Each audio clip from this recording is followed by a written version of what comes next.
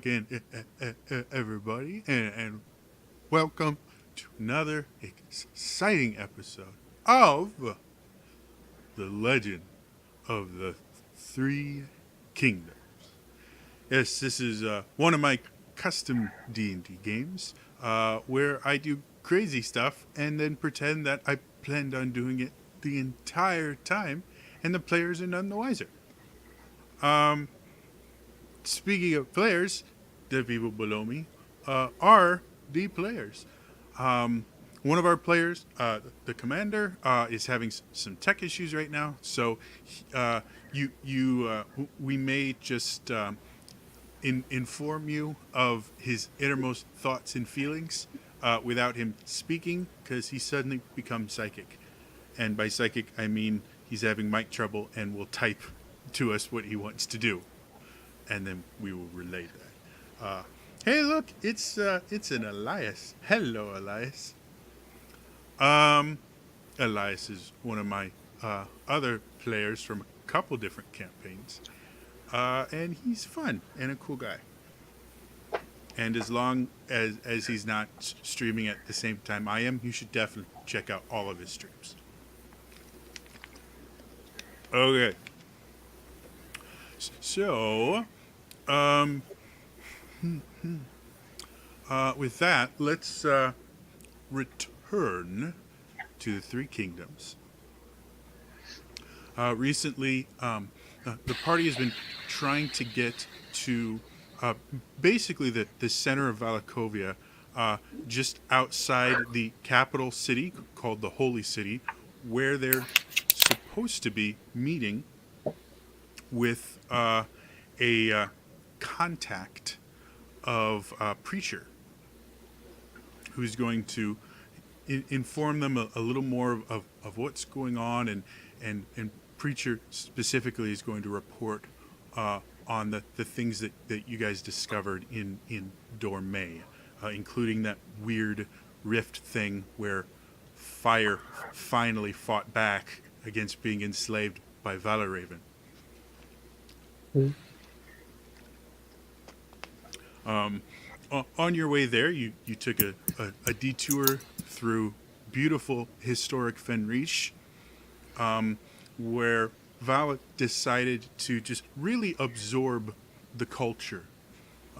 And by absorb the culture, I mean the bacteria that causes lycanthropy. And One star. well, if you're in another country, you really do need, just try everything, try, a few, local dishes, get bitten by a werewolf, the whole spectrum.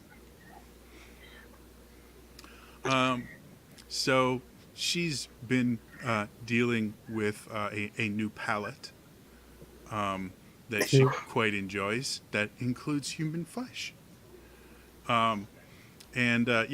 Traveling through Valakovia, you guys have been trying to make it to the Temple of the Wise Sage in hopes of finding a cleric or someone that can perform the ritual that will not only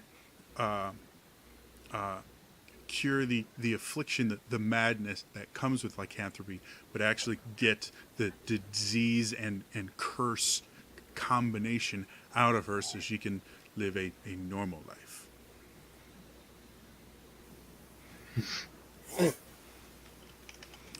Any questions?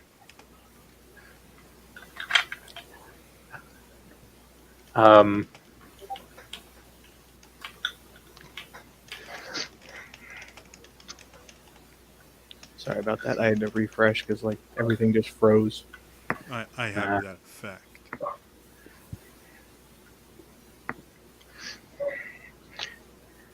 No, I'm excited to get this wolf off my back, as it were.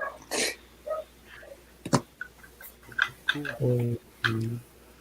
So, most recently, last night, you guys dealt with Vala's first complete change. It was the first full moon, and Vala really got in touch with nature, uh, and tried to eat you all. You were able to get through it without too much difficulty. There was a few injuries, but no one else died, which is a good thing. Except the one farmer. Well, NPCs don't count. No, they never do. That They have, makes like- my heart hurt. They have like 4 hit points. They're like 1/10 of us. We're like 2 kittens. Wow, that's. So anyway, wow. So yeah, you guys have woken up. You're technically about a day's travel from the Temple of the White Sage, maybe a day and a half at a normal pace. And now it doesn't matter if. Oh, there's Vala. You just left Sorry. for a little bit. We're like, well, Vala's dead, so everything's okay. Let's head to the Hula Seat. So we're about a day's travel away. Yeah, at a regular travel speed, you're about a day and a half from Temple of the White Sage. If you want we to don't push wanna- it, you might want to get there. You might be able to get there faster. Otherwise, you'll have at least one more night dealing with Vala. And if you get there at the wrong time, you'll get to the Temple of the Wise Sage right as Vala's changing. I think we should take our time so we show up at like noon and there's a good amount of time to just get her in there. I agree. Once we hit the city, we'll need to talk to people and find the right approach. I think, as much as I hate to say it, one more night is probably going to be best for everyone. I'm not looking forward to it, though. All right. So, you guys basically have an entire day's worth of travel to come up with your plans for the night, and you have the experience of what worked and what didn't work last night. Well, tying me up before I changed seemed kind of pointless. Yeah. Yeah. And knocking me unconscious seemed to work effectively. Would I know how far we are from like a nearest small town,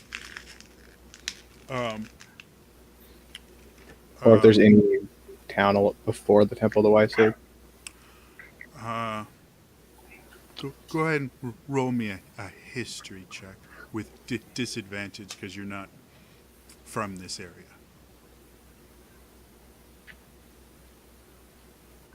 A natural 20 and a 3. So 3. Okay. Yeah, you just have never been to this part. You're certain there's you guys are probably within 2 to 4 hours of a smaller encampment. But as far as what direction it is or anything, you got nothing. So we might need more rope. I still have 50 feet. Okay. I mean, we have the rope that you used to tie me up the second time. I'm assuming once I shrank in the morning, I just kind of wiggled out of it. All right. I mean, after the experience of last night, I think the idea of finding civilization and then going 90 degrees away from it is best. Likely. All right. Well, shall we start heading towards the temple, but not at a fast pace? Yes. Yeah. Yeah, we want to get 2 hours away from the city. Okay. Who wants to lead the party? I suppose I will.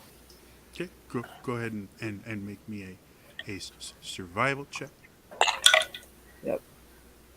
at disadvantage, but I rolled a 14, so.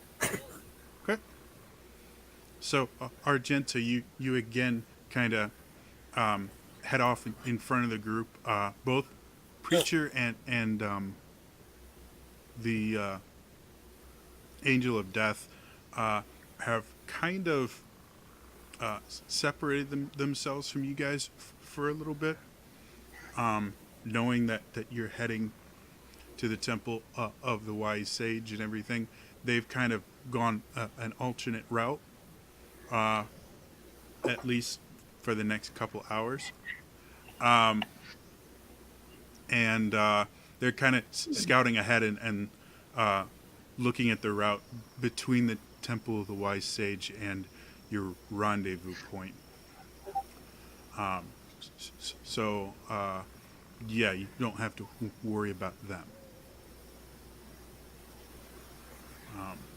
So, yeah, Argenta, you're going up and you're starting, since being in Fenrisian, kind of having the role of guide kind of thrust upon you, because that you and Liliane were kind of the only two people with knowledge of the area.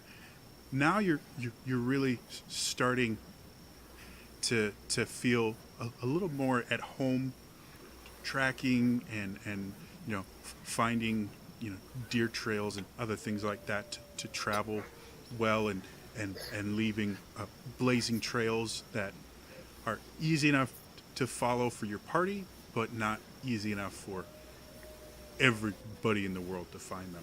And you're just starting to feel this very kind of calmness about being in the wilderness that you haven't before.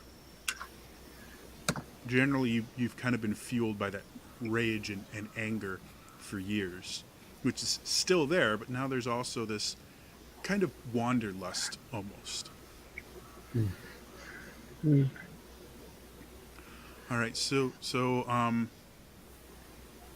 did you roll a survival check, Argenta? Yeah, What was it again? 14. I'm a super awesome DM that always remembers his rolls. I was just making sure that Argenta remembered their roll.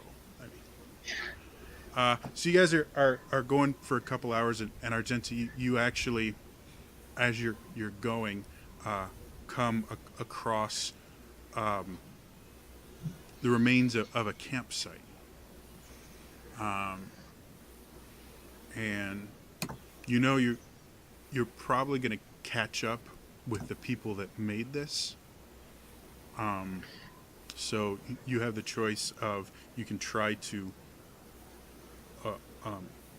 avoid them, or you can, try to go towards them specifically so you can kind of get them out of your path. What do you want to do? I kind of want to just divert our path so that we miss them entirely. Okay. Go ahead and make me another survival check. Okay. Huh? I was gonna say, can I assist her with that? Sure. Go ahead and you can roll it with advantage, Argenta. Okay. 21. Okay.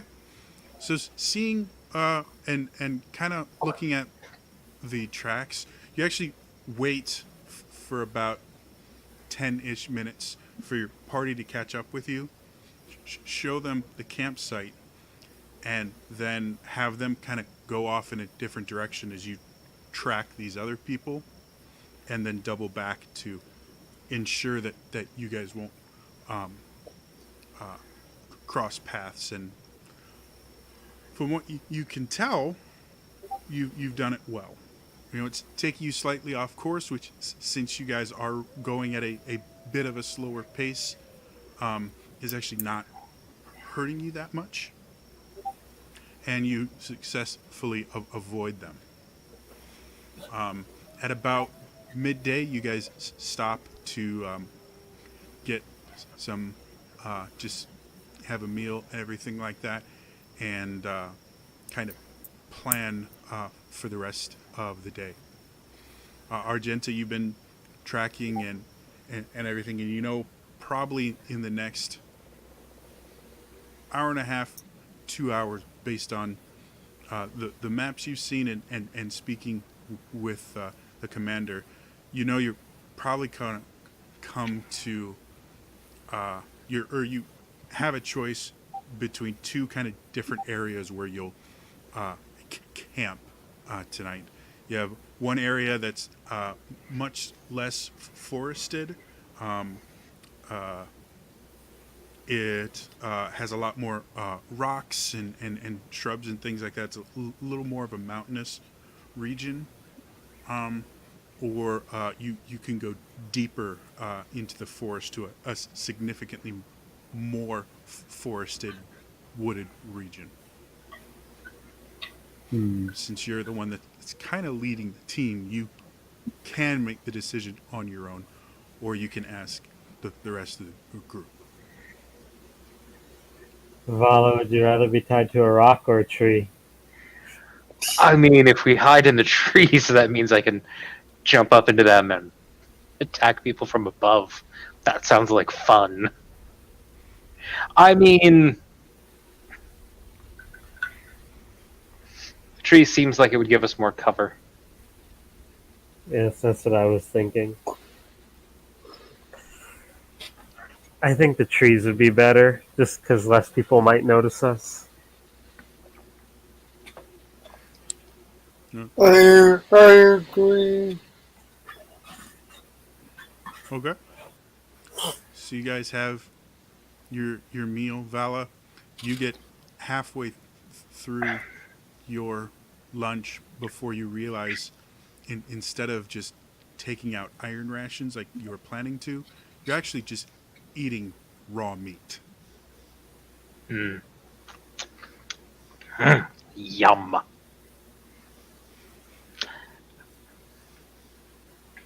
All right. So you guys clean up from lunch, wipe the dead blood off of Vala's face. Yep. You head off again. Argenta, go ahead and give me another survival check.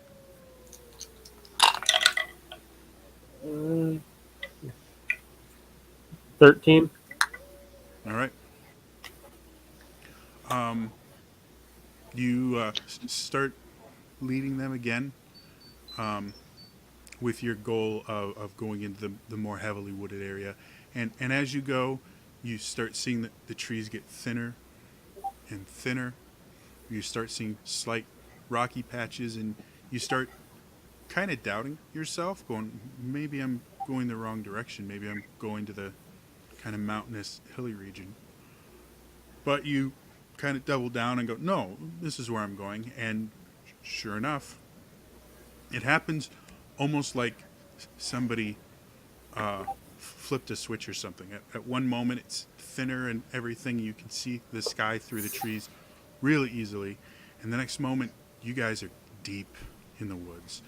The canopy obscures the sky completely. The ground itself, it has heavy brush and foliage and things like that. You can actually, it gets slightly more humid there as the trees themselves actually retain the moisture in the air, and it can't evaporate into the clouds. And it's got a kind of like moldy smell to it. And about 2 hours before sundown, you come to an area that you think probably be good for a campsite. You've also noticed that since you got into this heavily wooded area about an hour and a half ago, you see no signs of other travelers in this area. No tracks, no broken twigs, nothing. Seems that people have been avoiding this area, Oh, perfect. which may work to your favor since you know what happened the last time people found you camping. Right. Yeah. And I just kind of look around at the trees Is there any particular reason using nature that why this area is avoided? Sure. Go ahead and roll me a nature check.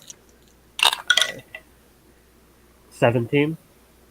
So, visually, just seems like a forest.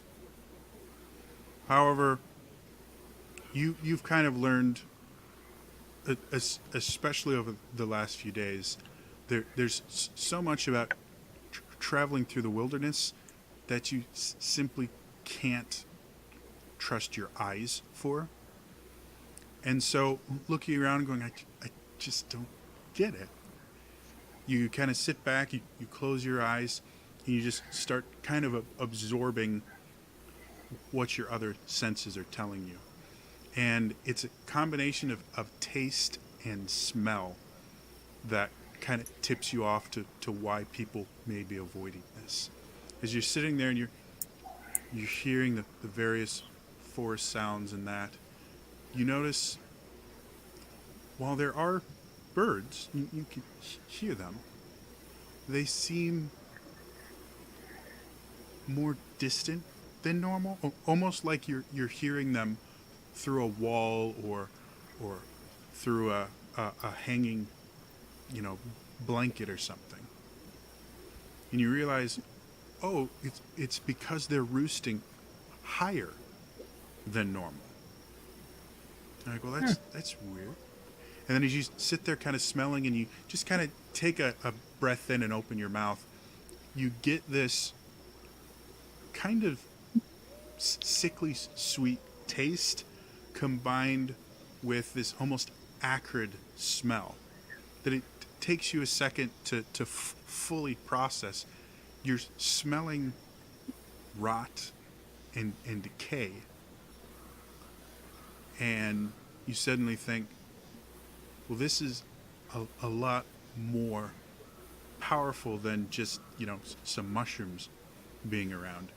You start to realize there's a good chance that there are fungal creatures in this part of the forest instead of just mushrooms. And those kind of creatures are not the kind of creatures you tend to want to deal with too often. They're hard to spot from regular mushrooms, and they tend to infect the creatures they tangle with spores. So with all that, you think that may be why they're avoiding this area. And it also may be why the trees are growing so well, because as the mushrooms just eat away all the trees and everything, they create very fertile soil.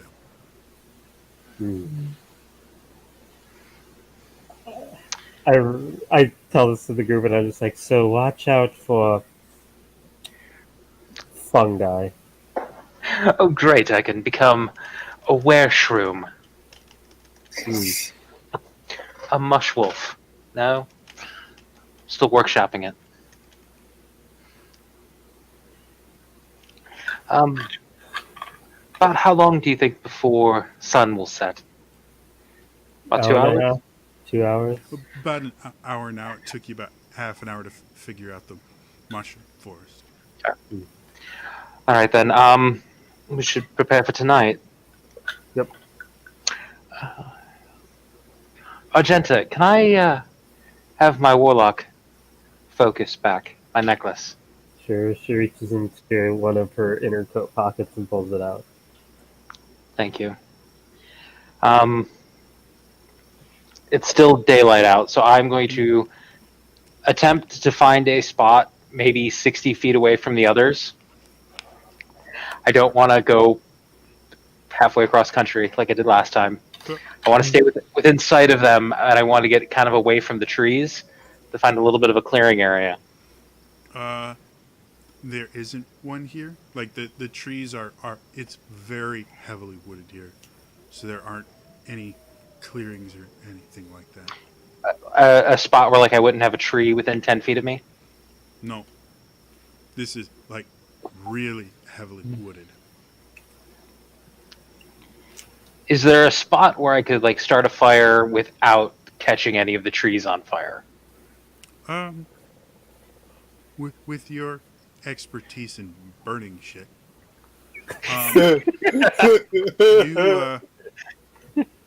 you you could find a spot where you could make a moderate size fire, not like a full blown bonfire, but campfire. Okay.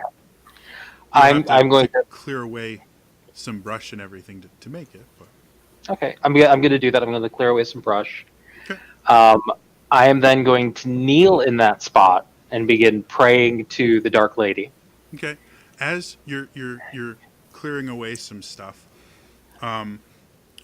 you pull away some roots and see this very peculiar. This not even a word. Peculiar looking thing. It looks like just a perfect sphere, and it's this weird kind of yellowy brown color. And it actually stands out among the things. And as you sit there and you look at it for a second, you start to realize, oh, it's a puffball mushroom. Wait a minute, puffball mushrooms. That first part of the word, puff, means that they, and before you can back away, it bursts and this cloud of spores envelops you. I would like you to make me a Constitution saving throw with disadvantage because you are literally inhaling almost the entirety of this mushroom. Oh. Huh? Oh, that's good. That's I rolled an 18 Okay. and a 7. You said Constitution Mm-hmm. saving throw? That would be 10. All right. So as you sit there, your first thought is stop breathing, so you don't get them. But you don't realize you already inhaled quite a bit, and you're just giving them extra time in your lungs to take hold. You sit there and you just start coughing excessively, and you can feel kind of fluid starting to form in your lungs, and the cough becomes really wet and hoarse, and you have the poisoned condition. Delightful. You just hear Argenta. Oh God damn it! When you start coughing.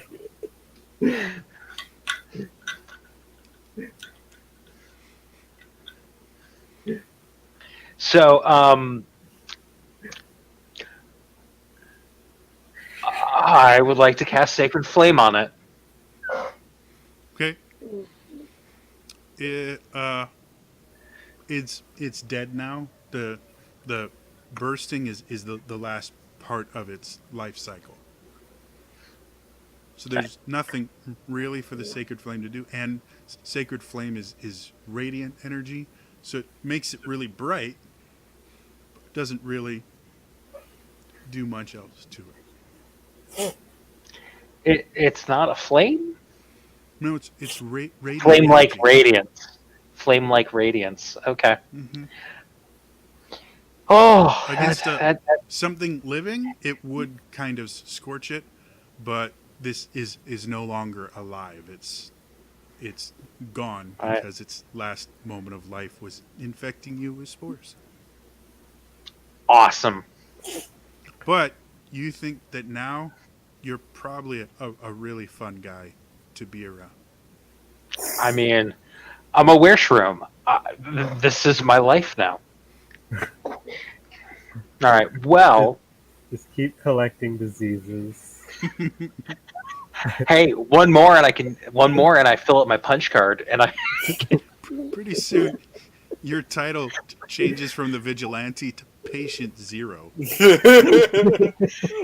You know, out of all the reading I've done on bards, these aren't the types of diseases I thought I would be picking up when I travel around the countryside.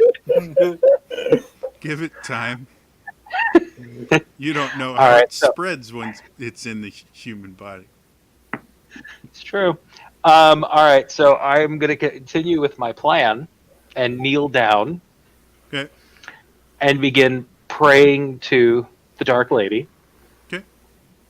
Um, Now, um, generally, like if someone says a prayer to the Dark Lady, just anywhere, it's generally kind of a like crossing yourself type thing where you don't actually think you're trying to contact her. You're trying to ward off death.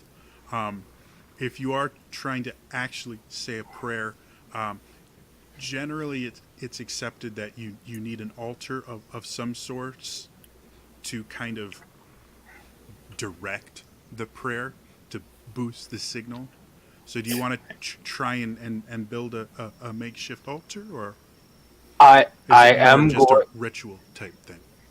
This is a little bit more ritual, and as I'm casting this, or as I'm saying this, Dark Lady, Eternal Light, please burn this out of me. I'm going to cast Sacred Flame on myself. Oh, that shouldn't go poorly at all. Um, you can choose to fail a saving throw. Right. So is I that will what you fail wanna my dexterity. Okay. I'm going to fail my dexterity saving throw. Go ahead and roll damage on yourself. I believe that's 2d8. 2d8, which unfortunately I don't get to add my extra special radiant damage, or do I?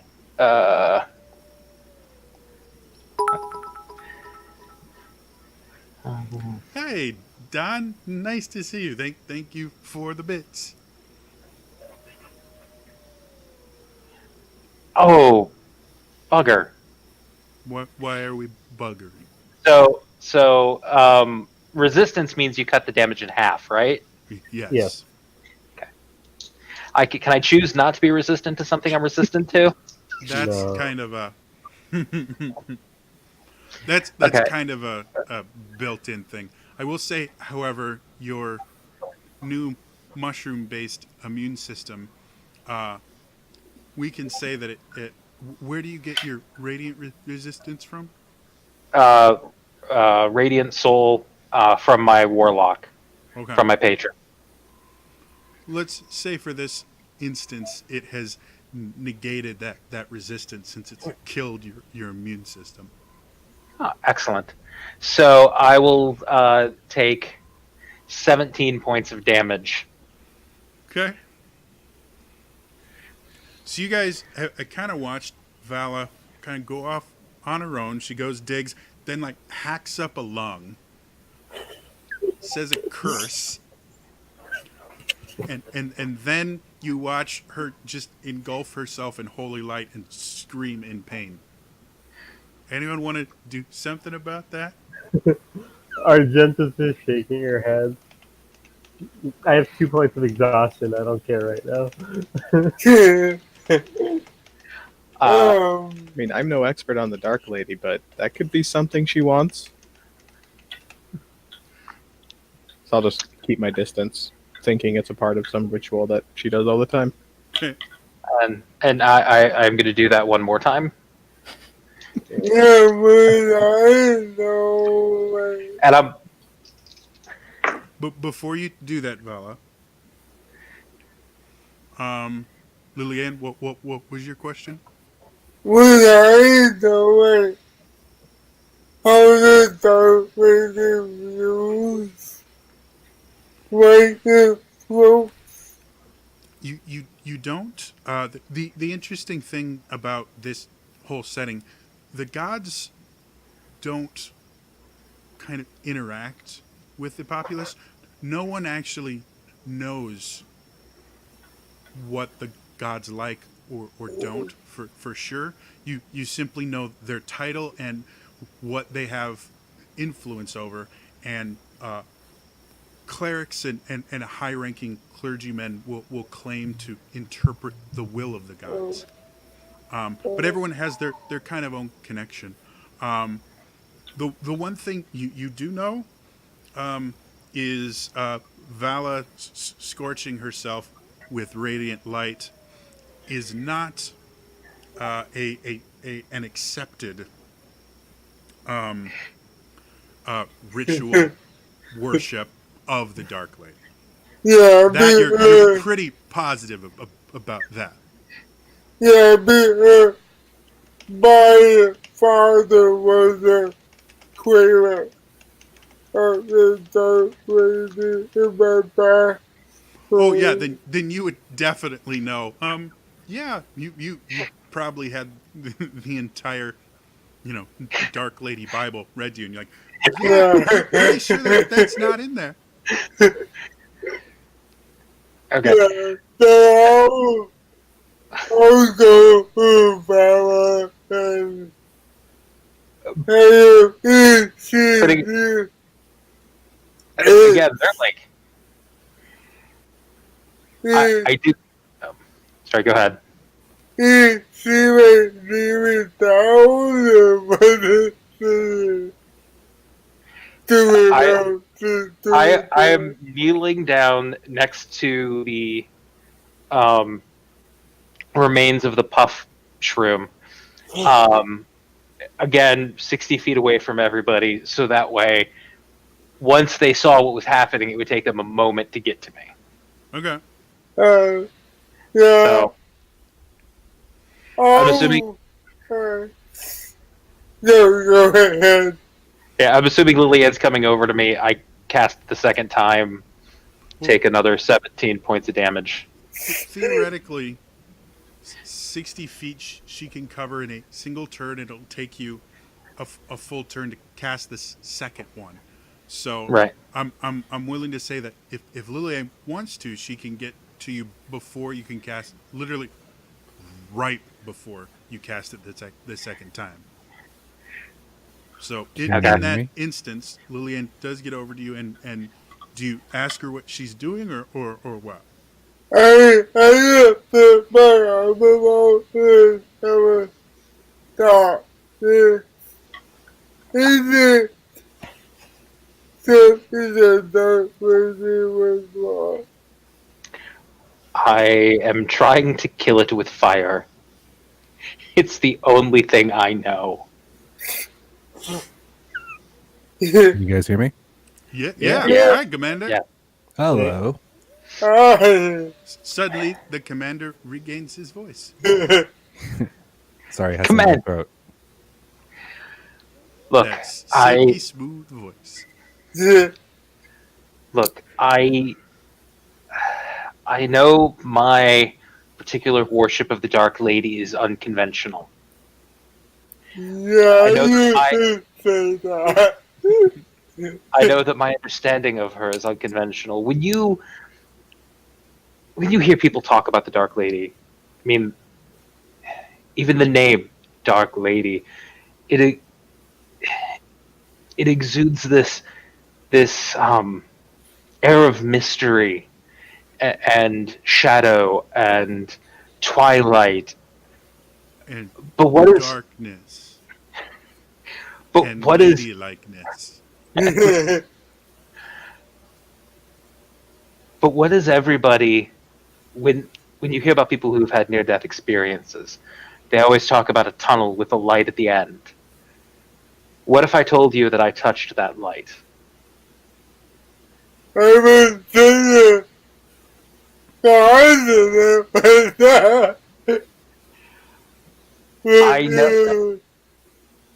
I know it sounds Sound I know delays are fun, guys. Yeah. I know it sounds crazy, but I think I've touched the Dark Lady's light. Take that as you may. When you say Val, take your legend point. You broke the DM, or your inspiration. You broke the DM. Sorry, I run two different systems. I was get them going to say, confused every so often. when you want to hear God laugh, you just tell him your plans or your interpretation. I get it. No. I thought maybe her light could burn this curse out of me. I'm probably wrong, but I thought it was worth a try. Do you not think that would take maybe? I can see where you're coming from. I really do. However, I was raised to believe that although the dark lady oversees death,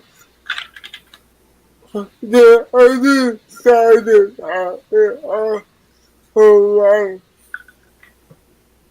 You need, you need both of them. And harming yourself in this way doesn't honor that. I understand what you're trying to do, but really it's not working the way you hope. But I've just started. So what you're saying is save it from yourself and that? I mean, No, that doesn't solve anything.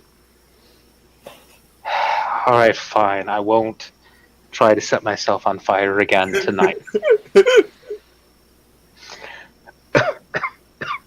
Yeah, now you'll rejoin everyone and figure out how to get through tonight as a group. Okay. Could always feed her more mushrooms. They Yeah. seem to be doing wonders. Now, remember, All right. with the poison condition, basically all your rolls are at disadvantage until it's cured. Okay. You also don't think that maybe So plans would be needed to remove it? Hold on a second, Lillian. Can you hear the commander? No. I'll refresh. Lillian, go ahead and refresh too. Refresh that. Whichever one you like.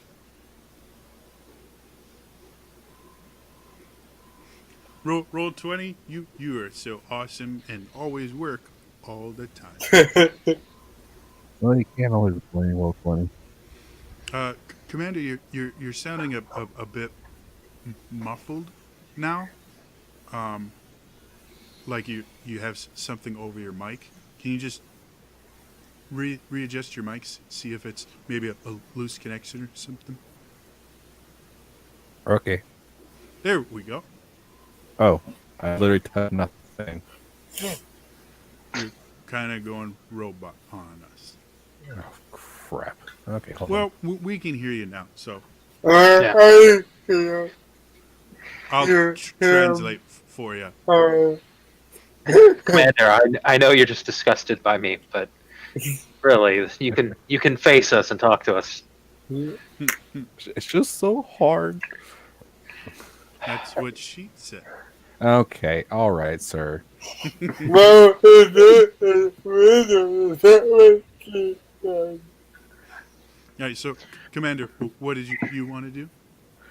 No, I was just saying that maybe trying to remove something like this requires more practiced hands than just trying to pray to the universe. I was hoping for a miracle. You can't blame me. But instead, now I'm poisoned, I think. By the way, everyone avoid the mushrooms puffs. They are not good.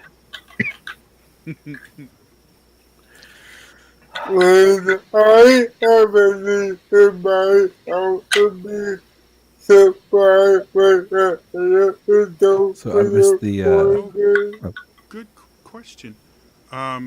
Commander Lillian was asking if she'd have anything in her alchemy kit to deal with fungus.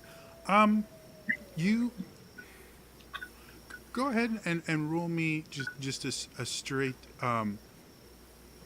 a nature check, because you might have discovered an antifungal kind of thing.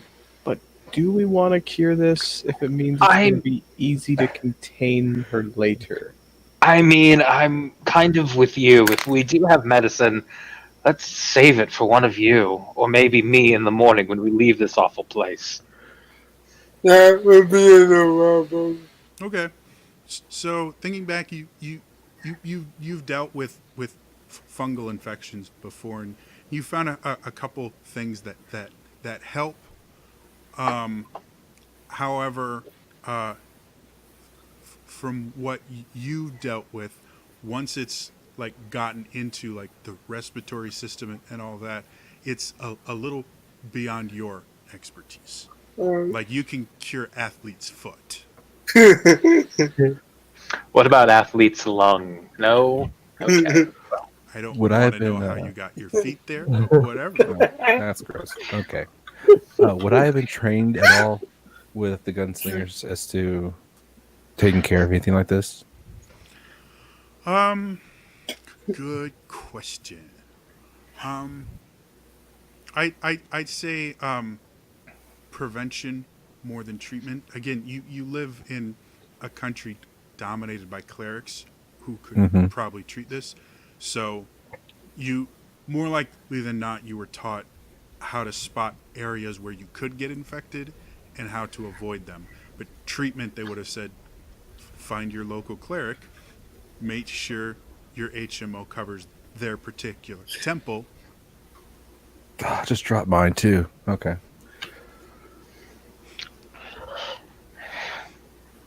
I believe I am definitely out of network at this point.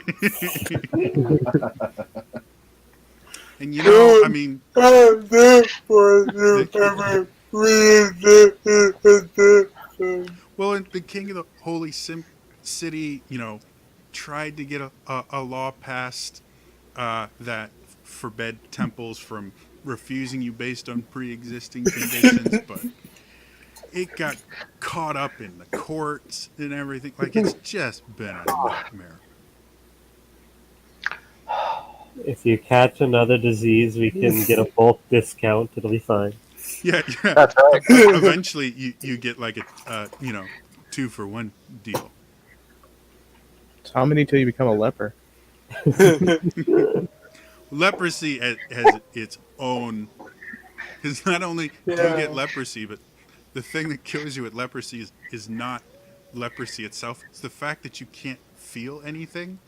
So you get all these infected cuts and stuff like that because you don't realize you've been cut.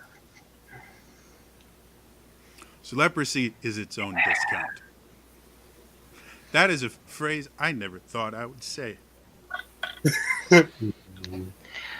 All right, so now that We should- Vala's done snorting mushrooms, and trying to set myself on fire. yeah, I just have like a little collection of rabbit and raw deer next to me that I'm not cooking, and another one that I am cooking, so that when she goes wolf, I can just kind of toss it to her. gotcha.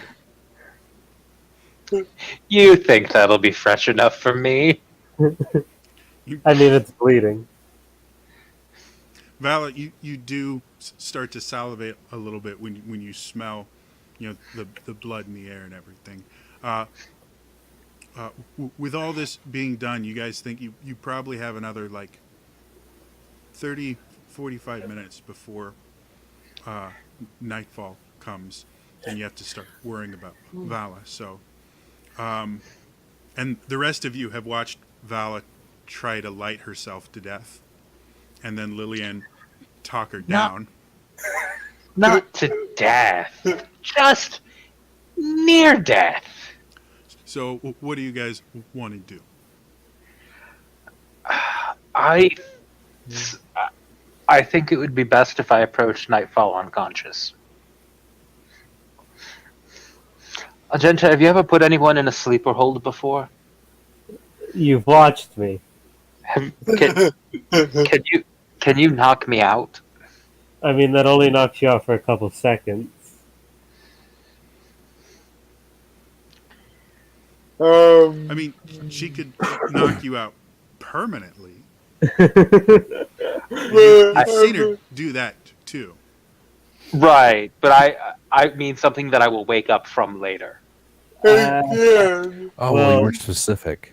that Define that wake up. Yeah. you see, the sleeper hold is for like a few seconds. So I can get something off of you, or we can tie you up. If you want to be out for a couple hours, she stands up and cracks her knuckles. Well, again, when I have anything about how to be there to be you. I mean, look, we've tried tying up. Sweet. Probably not. Sorry. That's okay. Probably not something that would work for that amount of time.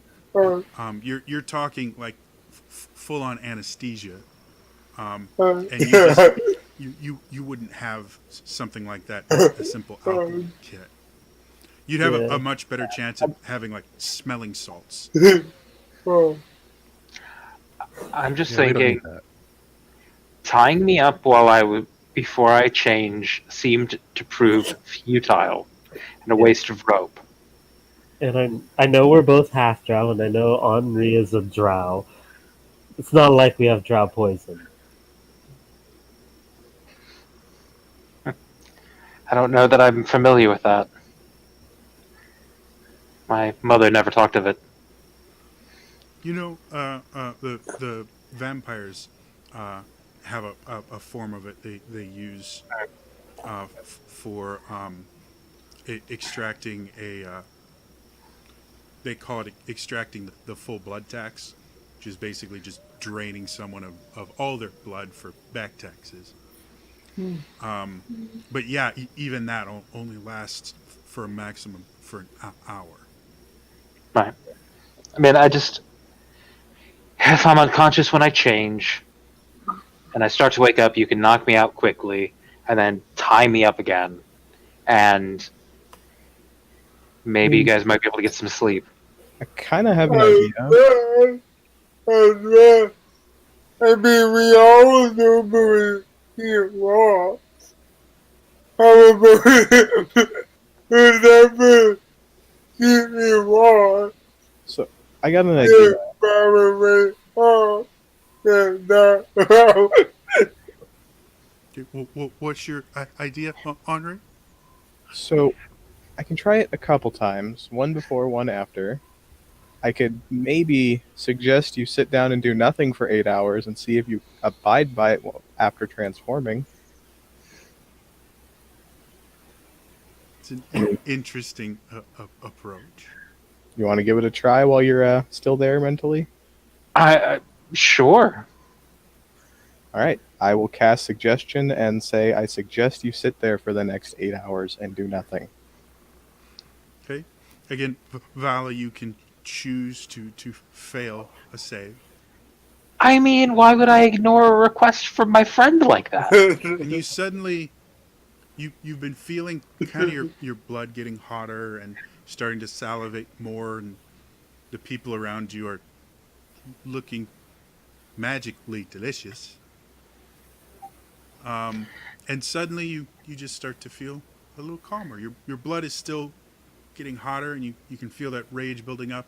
You just feel this calmness go over, and you just go over and you sit down. And as you're sitting there, you want to get up, but for some odd reason you feel that it's extremely important that you remain seated for 8 hours. You don't know why, but it just you've got to. I've just got this feeling. Mhm. I should sit right here. It is Yes. a good thought. It is the best spot. For about 8 hours. And then it might not be. But I'll cross that bridge when I get there. And I'll be on standby after the turn in case for some reason it doesn't stick. All right. Hey, Jody, Yep, how far are we away from the temple? about 2-ish hours, Okay. Just curious. maybe hour and a half, depending on how you get there. I'm just gonna wait for Vala to change at this point. See what I'm happens. gonna hand back my warlock focus Okay. Alright. Yeah, to Argenta. exactly what we needed. This spellcasting werewolf. I mean, I don't know if I can or not, but I'm just taking any weapons. I'm also because I know remember last time my clothes kind of got. So I'm not gonna like strip, but I'm gonna take my nicer things off and have like an undershirt or something. So you're not, ruining the good stuff. I mean, I assume it's all ruined at this point, but Well, you've got at least one person that can cast mending, right? I don't know. No, nobody's offered yet. I don't think I can yet. All What's right. mending? So, with that being said, um, I feel like I should get some rope ready, but no, I'm gonna sit right here. Yeah, sit right here. with that being said, does anyone else have any other prep before night falls? Got about 15 minutes left. Not really. I'm making than sure that my gun is loaded with silver shots. Okay. knocking her out and tying her up again. That seemed to work last night in case things go wrong. Um, So, night starts to fall, and Vala, you feel your blood boiling more and more. You start to kind of fight in your mind against this idea of just sitting there. Kind of this idea of, no, I need to sit here. It's important. Why is it important? It's stupid to be important. I need to eat things. Eating things is good. No, sitting here is good. No, eating things is good. Shut up, you. No, you shut up. Why am I telling myself to shut up? Neither of us are speaking. Like, everyone else is just being quiet. Why are we doing it? It doesn't make sense. Shut up. And you guys watch as Vala starts sprouting hair. Her face elongates into a snout. She eventually lets out this ear-piercing roar as she fully transforms. But she remains sitting at first. And Vala, I would like you to make, is it a wisdom save for suggestion? I believe so. DC 16. Okay. So yeah, make me a wisdom save, Vala. And that is not at disadvantage because of the poison, correct? I The believe poison affects ability and attack rolls, right? that's a good question. I'm actually gonna look it up. I thought it was everything. I think could it be is. wrong, so I'm gonna actually look it up just real quick here. Poison. No, attack rolls and ability checks. So saving throws, it is not. Oh wow, okay. Sorry. That one.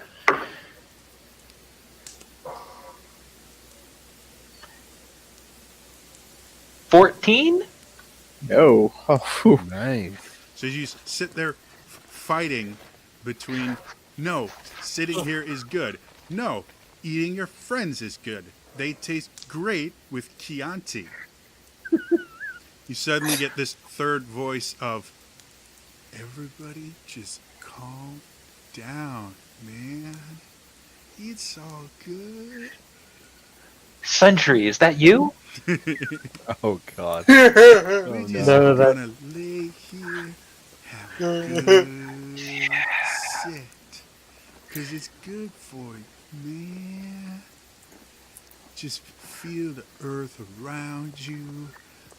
The mushrooms slowly filling your lungs with liquid, trying to suffocate you. Oh, I have a new friend. It's all good, man. Just relax. And you see Vala's sitting there and kind of fighting against herself. And then this strange sound starts to come out. You guys aren't sure. You think at first maybe Vala's getting ready to attack or or maybe she's in pain. And as you sit there listening more, you suddenly just hear this.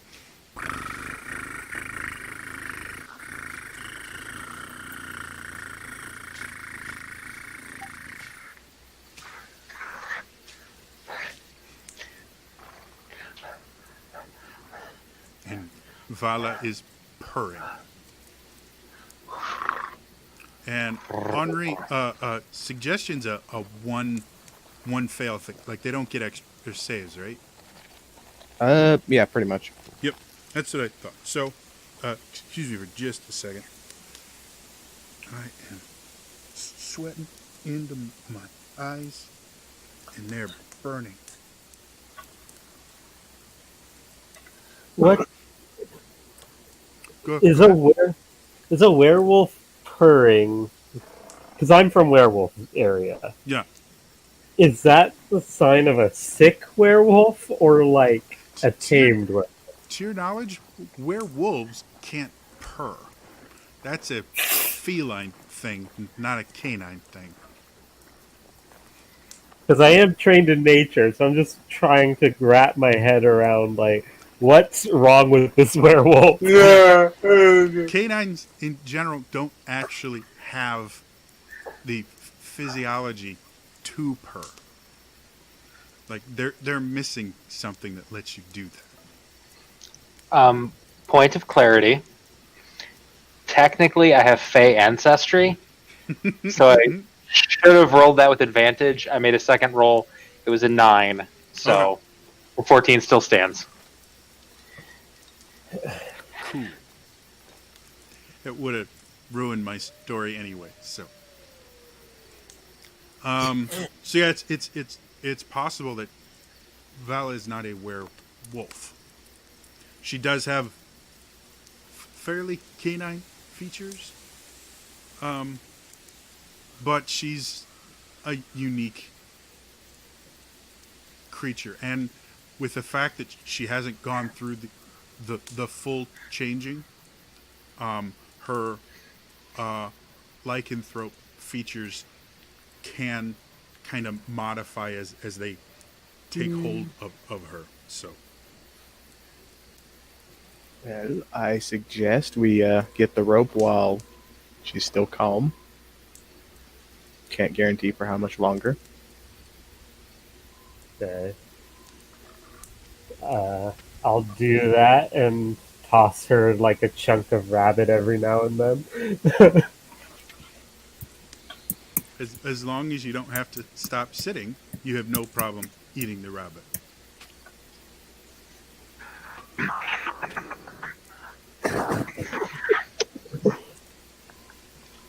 So, for the most part, the watch or the rest of the night passes fairly uneventfully. Towards the end of the night, this suggestion starts to wear thin a little bit, but right as Vala is able to break it, her change starts reverting back, and so she barely is able to kind of kick someone she attacks. Because why not? Liliane, as she kind of breaks free of it, she jumps towards you. You get ready to defend yourself, and by the time she actually tackles you, she's her regular self. Oh, this is embarrassing. Did I get a good night's rest this time? Let's just pretend that this didn't happen. Oh, I feel so energetic, like I was just forced to sit all night long. I look around and make sure there's no signs of fighting or struggle. I'll say because she didn't do anything, the rest of you guys were able to get a long rest. Vala, you were not, but or you're able to get the effects of a long rest. But if you have any levels of fatigue, they don't go away because you Okay. technically your human self was asleep, but your were self was not. I have no points of exhaustion at the moment, so I know somebody had like one or two. I have 2 levels of exhaustion. Am I down to 1? Now you're down to 1. Congratulations. I will say, when you wake up in the morning, Vala, make me another con save.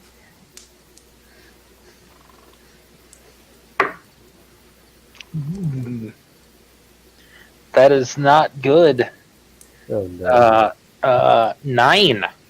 Okay. 9. You wake up and cough more, and you actually, as you cough up, you actually cough up something into your mouth. As you kind of spit it out, there are these kind of slimy growths that you've coughed up a little bit.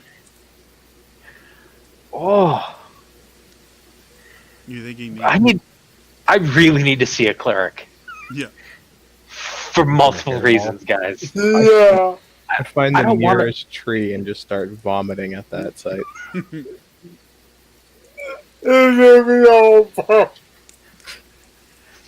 and if you want to make your friends throw up, you can become a dungeon master too.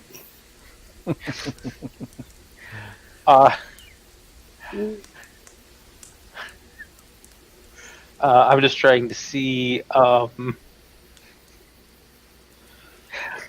I will go down to the growths, and I will cast Firebolt.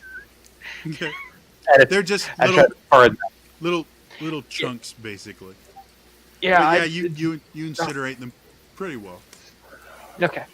The ground is damp enough that you're able to incinerate them, and nothing else catches fire. I'm kind of thinking this forest needs that, but You're like, next time we come through here, fire cleanses everything. Before we head out, it is I'm a going, natural part of rebirth. What were you gonna do, Henri? before we head out, knowing we're going to a larger city, I'm going to give the rest of my gold to Argenta in case they need it for the cost. So Okay. you have 290 gold, Argenta. Cool. I'm going to attempt to make myself look presentable. Okay. Ish. Get some I'm also- rouge, some eyeshadow. I'm gonna hide the gun in my spot. Okay. It takes about 5 minutes or so to get it in there and sew it back up and everything. All right. So you guys ready to head to the Temple of the White Sage? Yes. I'm ready. All right. So takes you about hour and a half to get there, and as you get closer, you start seeing a lot more people. Vala, you specifically, you smell the people before you see them, and some of them smell kind of sweet to you.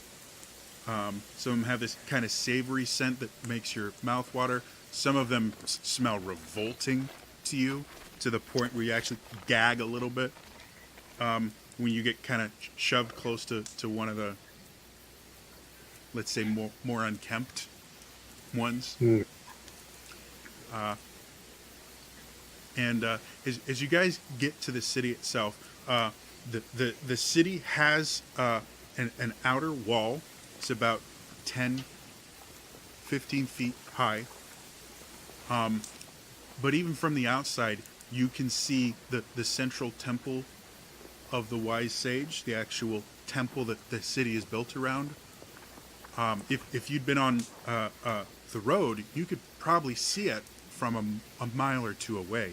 It's massive, 60 feet high. It looks almost like a palace in itself. And as you walk through, Jody? yep, I was going to say, I would be about a good 400 feet from the city and just find a spot to hide until they're done. oh, okay. So Henri, do you tell them this, or do you just kind of Yeah. vanish? Okay. I told them as I handed Argenta the money. Okay. I'm So, like, you are the outcast. so as you guys are going in, one moment Henri is with you, the next he's not. And Henri, go ahead and make me a stealth check with advantage, seeing as there's lots of shadows. 20, not natural. Okay. You think you're hidden. So as you guys head into the city, the you can call them guards, but they're more of just like greeters almost for the Temple of the Wise Sage. As you pass through the entryway, you hear them go, "May the knowledge of the wise sage lead you to enlightenment." And you go in, and the city is bustling. There are shops on almost every corner, with bookshops, and you can see in every intersection there's this kind of almost like soapbox, kind of small auditorium type thing, or not auditorium. I can't think of what it's called now. Where there's a few kind of stone benches and then a very small stage in the middle, and every one of them you have somebody lecturing on some aspect. One of them will be talking about the nature of arcane magic and its dangers. Another one will be talking about the finer points of the cure poison spell and how you can use it to do various things. Another one just has a ton of knives. And he keeps sitting there going, and don't worry, these knives are so sharp and are proven you can even, and he goes and he takes his boot off and just cuts through his boot, and then takes out a tomato and goes, even after that, look at how smooth it cuts. And for those of you that let me know right now, and I know you want one, and you want the one there, and I see you in the back, you want one there, you want that? Okay, everyone, look up here. This is what you're getting. You're getting the full Wise Sage Slicey Dicey knife set, and we're giving you the kitchen shears at absolutely no additional cost. And for those of you that let me know right now, all right, and I know you want one there, okay, we are going to give you the entire Wise Sage Slicey Dicey knife set cookbook with 17 proven recipes that will help you expand your mind. All right, and I know you want one.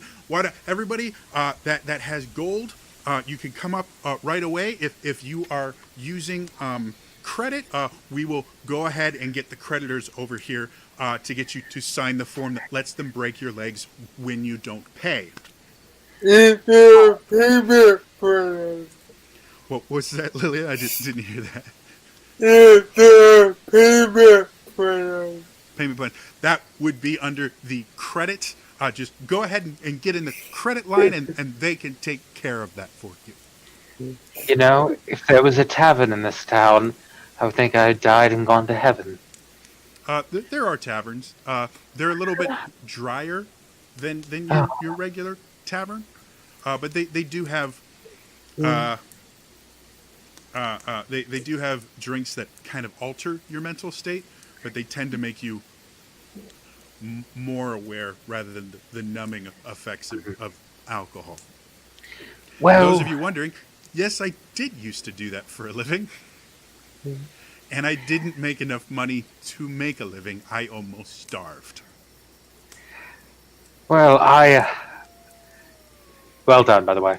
It's been almost a decade since I did that. It's 2009 is when I did that. I just gotta like let my arms go down to my sides and just breathe it all in. Oh, civilization. Let's And just Let's in find the a back cleric. of your mind, you're like, all you can eat. This place is amazing on so many levels. All right, let's find a cleric Yes, Wolfstream, let's go. Yeah. before the dinner bell rings. I'm just beelining Wolfstream to the temple. Yeah. Yeah. So in the city, there is the actual Temple of the Wise Sage, which is where the highest concentration of clerics, knowledge clerics, are. However, there are many kind of smaller temples outside the full temple that are basically just an altar with a caretaker and maybe one or two other staff members that you can go to as well. So, where do you guys want to go?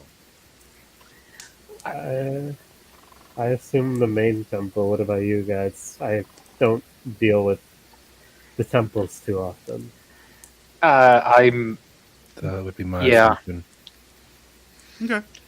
So I'm as with- you guys approach the main temple, you see a pretty significant line going into the table. It's 2 by 2, and it looks to be at least 150 to 200 people long. It kind of wraps around the block and everything, but you do notice it's going fairly quickly. You can't really gauge from where you are how long you'll be in line, but you don't think it'll be more than at most a few hours. And it's possible it could be 15 or 20 minutes.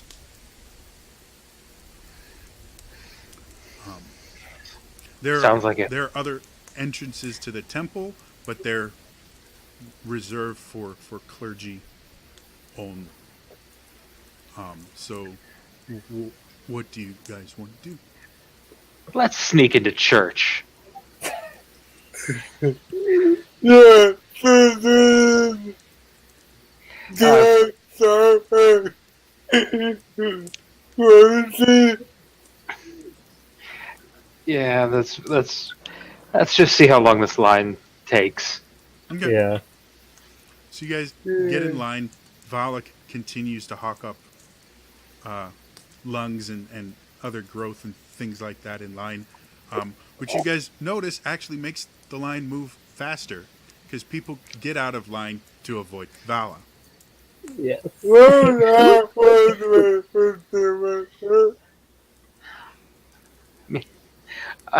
Some of us are in need of a cleric. I don't know about all of you, but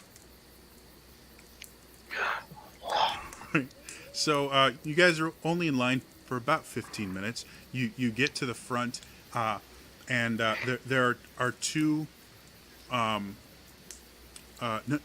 full clerics, but just acolytes standing there.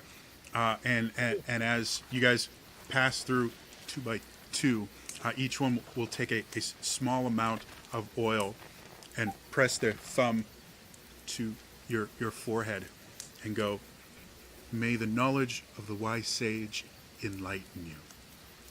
And then let you go, and you have this little spot of oil on your forehead. As you come in, it's almost like a second city.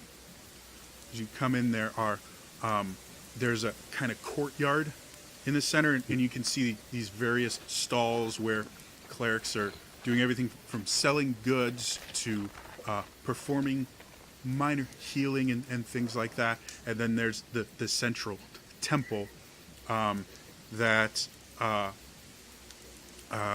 has kind of a gathering around the front, and it seems that to get entrance to the central temple, you actually have to have them give you permission to go in. You have to have a reason.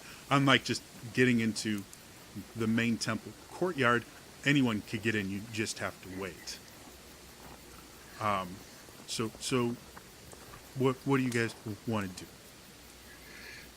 I missed some of that because my page went unresponsive. Oh, sorry. So I know we need to. What? There's a courtyard with various stalls offering various services. Some of them offering goods, some of them offering actual services, and then the main temple.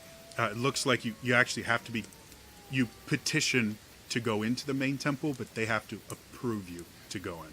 Okay. well, stalls might be able to help the shroom part, but I think the other thing we need to head to the main temple. Agree. Yes. Is it- I'm not. Um, I've never been to church before. I know that. I know after last night that must be hard for some of you to believe. Not really. But I feel like I've been to markets before, and I'm gonna try to see if I look around these stalls anybody who would have an antifungal agent Okay, or be Sure. able to store that. go ahead and make me a perception check. Ooh, and disadvantage. Uh, It's always a nice thing to hear.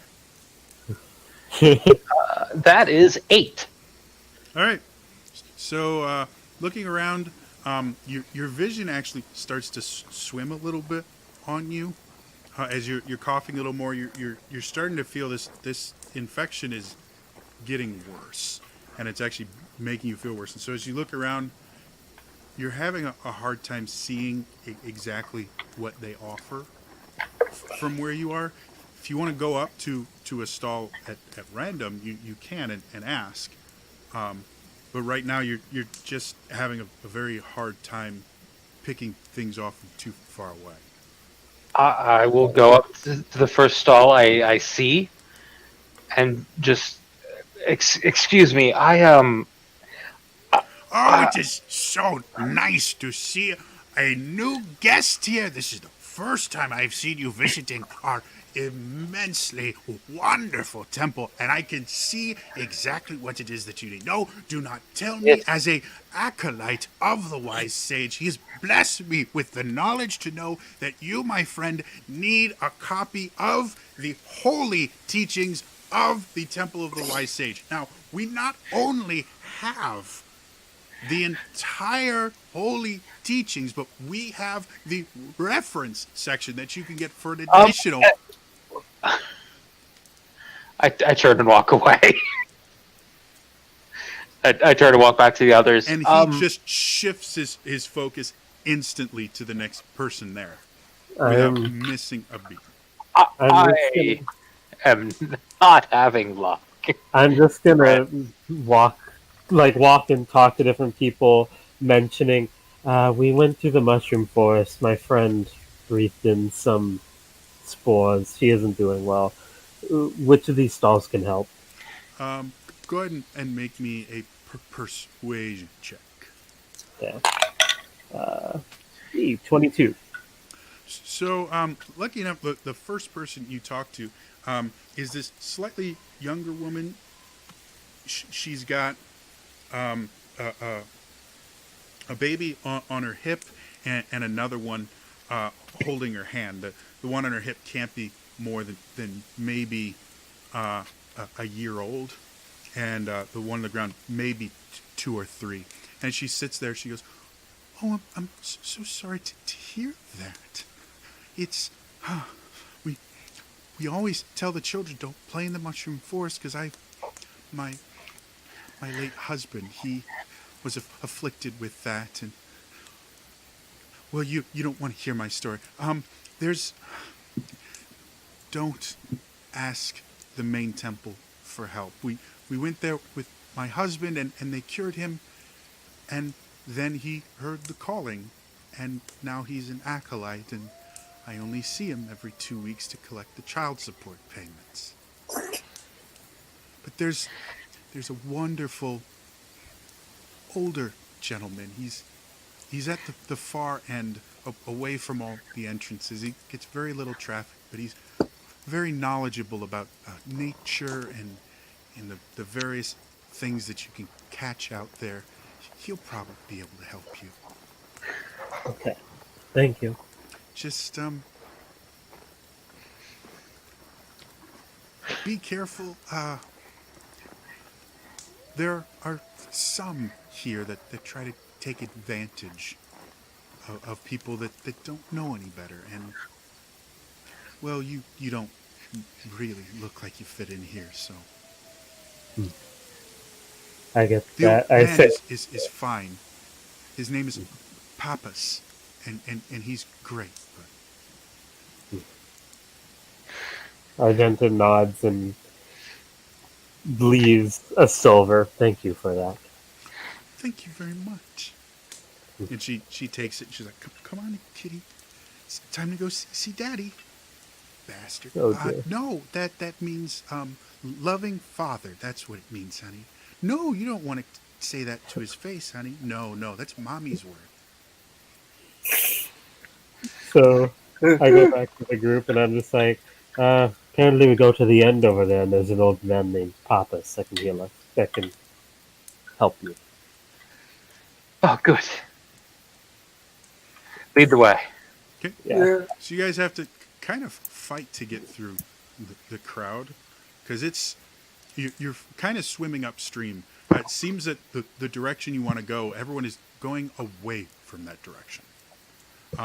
You eventually get to the point where there's 4 entrances to the temple proper that the regular populace can use. And as you get past one, you suddenly see in the far northwest corner is this kind of little, not really a hut. It looks kind of like a tiny mini temple in one of the corners, and people look to be actively avoiding it. And you guys finally get there, and you see just outside there is this very, very old man. He has this very large, long beard. He's wearing the traditional vestments of the wise sage, but they're kind of faded. Definitely have seen better days. And you see he has a little bowl for tithing or something like that in front of him, and he just kind of sits there waiting for people. He'll look up every so often and kind of reach out or speak to someone, and then they'll just go away. People actively look to be avoiding him. So, what do you guys want to do?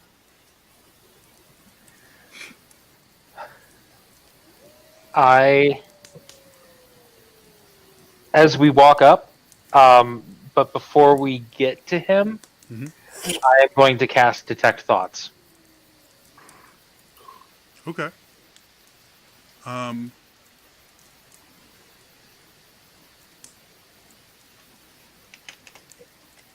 Hope so I hit the right button.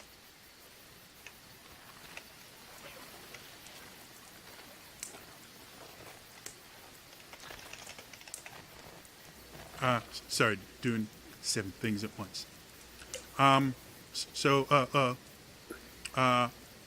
Detect Thoughts is something that you actually cast on a person. It's something I cast on myself. Is it? Maybe I'm thinking of Casting time is one action. Range is self. It's concentration, and it's up to 1 minute. Okay. For the duration, you can read the thoughts of certain creatures when you cast the spell as your action, and on each turn until the spell ends, you can focus your mind on any one creature that you can see within 30 feet. If the creature you choose has intelligence of 3 or lower, or doesn't speak any languages, the creature is unaffected. Okay, that's good. Are you Yeah, trying to do it secretively, or you don't care if people see it? I'm trying to make sure he doesn't see me do it. Okay, go ahead and make me a sleight of hand check. Oh, this is gonna go great, guys. I got Disadvantage is sticky. With disadvantage due to the poison. I am going to use my inspiration Okay, to make it a straight roll. okay. I don't know why I bothered. It was not a nat 1, but I got an 8 total. Gotcha. So as you do that and you cast the spell, you suddenly feel a very strong hand on your shoulder. You look and you see a steel gauntlet, and you follow it to the eyes of a very large refrigerator-shaped gentleman. Goes, "I, any people that are using any magic here, or the clerics, don't let me catch you trying to do that again." You are a very large man and very wise, and I shall heed your advice. Thank you, sir. So he does technically interrupt the casting. Right. You don't Do I- waste, you don't waste the spell slot, but you don't finish casting it either. Right. Oh, okay. All right, let's go chat with this gentleman. And as you start to go over, he goes, "Oh, by the way, you don't want to talk to him. There's much better clerics around here. As you can see, people are actively avoiding that one because he's, well, let's say he doesn't have the best track record." Really?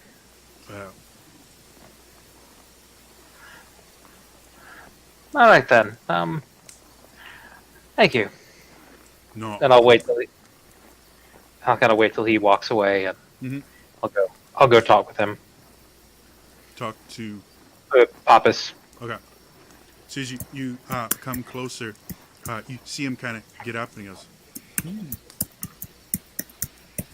"I see that you have been doing something you shouldn't have."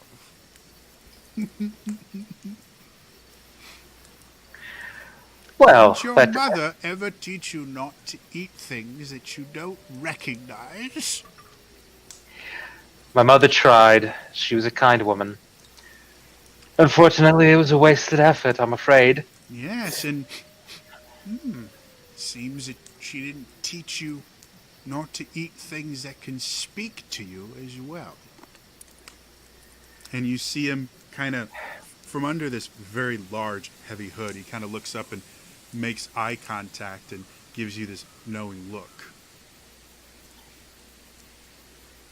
Perhaps you should go back to the main city. I hear they're selling wonderful knives that cut through anything. You could even shave with them. I like you. I have a like feeling- it as well. I have a feeling you have an undeserved reputation. I wouldn't say it's exactly undeserved, but I do have a reputation. Here, I think it'd be best if you and your friends were to join me in my little home away from home. Come. And he gets up and he leads you into this very tiny hut. Like it, from the outside, it looks like you might be able to fit two people in it if they were very friendly. I will follow him inside. And as soon as you get in, you actually have to catch yourself because the floor is lower than the outside. And you realize it's stairs. And this is actually the entrance to an underground room. And as you kind of go down the stairs, the underground room, much larger. You can see the room that you come in is a good 15 by 15 feet, and it's got chairs and things like that. And there's a couple doors that lead off to other rooms. And he goes over, and he goes into one room, and he comes back out with this kettle that seems to be piping hot, that has just started whistling. And he goes, "Go ahead, sit down, bring your friends. They'll be fine." Has anyone ever told you that this place seems bigger on the inside? Yes, they have. I take that as a good sign. Come, Someone friends. tried to call me a doctor for some odd reason. I thought it was strange. But sit down. You, don't share this with your friends. They won't quite enjoy it as much as you will. And you see him pour into this kind of nondescript cup, and there seems to be tea leaves in there already, and some other powder, and he puts it in front of you. It's like, drink quickly, but before you do, inhale deeply. I will take the cup. I will inhale. And as you do that, I need a con save. Argentus is watching this amused, by the way. I haven't learned anything. Thank you, Wild Bronco 38, for the subscription. You're at 7 months. Wow, 2 months and you'll have a Twitch baby. That's Sorry? a 5. 5 on my con save. So when you smell it, it's kind of a combination of dust and putrid, rotting fecal matter. And so as you sit there, and the first thing you do is just cough, and lots of the stuff that you've been coughing up just starts coming up as you cough. He's like, and the guy comes up, yes, it smells like shit, but it does its job. And he just starts hitting you on the back as you just keep coughing. He's like, take another deep breath and then drink. The drinking part is important, because if you don't, then the spores can get to other areas of your body. So I will inhale deeply. Makes you And then- cough even harder. More of this stuff just is coming up. You see And him I- actually start scraping some of it into a vial and then just goes away. As you down Then I try to drink it. it burns like bad alcohol, but you don't get the kind of very bitter taste that alcohol has. And it burns everywhere. It burns your mouth, it burns your tongue, it burns all the way down your throat. You can feel it in your stomach, almost as if you just swallowed a sun. It's the Dark Lady's healing magic. But as you do that, you keep coughing, and eventually you cough, and like this large thing, larger than you think should be able to cough and come out of your lungs, comes up, and you spit it out, and there is something that looks remarkably similar to the puffball, just smaller and slimier. As you do that, you see him come over. And he takes this bowl and just slams it over it. Before something regrettable happens, Yes. you watch him slide this piece of like hard cardstock underneath it. This has no medical use, but it burns fairly nicely. And he goes over to the fire and just kind of tosses it in, and immediately kind of closes the grate. And you watch him kind of swirl his hand, and you see this kind of wind just appear out of nowhere and make sure that any spores come out, just immediately get pressed back into the fire. Nice. So now that that's cured, why don't you tell me the real reason you came all the way here? Well, first, thank you for that. Oh, it's not a problem. You're going to pay me very well for it, so I should be thanking you. Do you have any... Well, I guess I'll just come out and say it. We were traveling through Fenrish, and You had a close encounter with the furry kind. far too close for my liking, yes. You may, going forward, want to wear higher collared shirts if you're trying to hide that. The wound is rather easy to notice for people who are looking for it. That, and when you wake up after a change, you should bathe and brush yourself with rocks or something to remove some of the excess hair from your arms. A fair-skinned, beautiful young lady like yourself generally doesn't have the arms of a 40-year-old man. That is good advice, although I'm hoping for something more permanent. Well, the official stance of the Temple of the Wise Sage when we find a lycanthrope is we put you into a deep sleep and we send you back to Fenrish. It is one of the things that keeps the peace with Fenrish. We supply them with lycanthropes to hunt, and they don't try to attack our borders. But unofficially, I think it's shit. It's not it's not something I would wish on my worst enemy. Nor would I wish my worst enemy's family have to deal with it.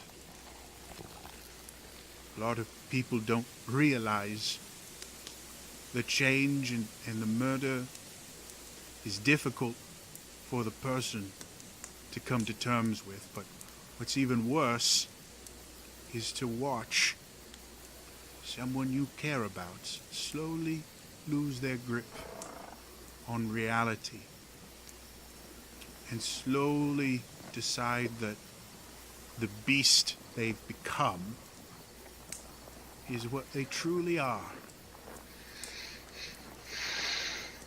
yes, that is not something I'm looking forward to. Well, if you have good friends here, and they seem, well, they seem friendly at least. We'll find out how good they are later. There's a chance we may be able to remove this from you. However, it is not easy. It takes quite a bit of effort and can actually be quite dangerous, not just for you, but for your friends as well. Okay. And it Well, is what not do we a need to do? cheap undertaking. Even Ha- without my fee, the materials to perform the ritual are quite expensive. Speaking of expense, you are willing to pay, yes? I Yes. learned if I wait until afterwards, I tend to go without payment. Yes. How much? Well, for the tea, that's simply 2 gold pieces. It's a fairly simple thing to cure when it's in its early stages. If it had spread too much further, it would have been much more expensive to fix. Would also It's have a been fairly unpleasant for you. Yes, that is a bargain. However, for the entire ritual, due to the fact that there are some bribes that have to be made in order for me to get a location that I can perform the ritual and to not have any unexpected visitors. Unfortunately, it's 300 gold pieces for the ritual. That's That can be fine. And in that case, how many of your friends? We have 1, 2, is he 3? It is slightly easier with more people. I have some other friends that I can call on if need be. At least 1 or 2 more. The ritual will take place outside of the city, so if they have any issues about being in a temple city, they can put those at ease. That will make my friend quite happy, as well as the people within the city. Now, here's the thing. If, when we do this, there is a very, very real chance you, or more likely one of your friends, may be seriously injured or hurt. I will not be able to help them at all. My focus will be on the ritual itself. And other divine magic and a lot of arcane magic will interfere with the ritual. So until it's over, the majority of magical healing won't work. Okay. Would potions work? They need are be. alchemical as opposed to magical. They work fine if Okay. you can get someone to drink them. I tend to find the aftertaste is very unpleasant.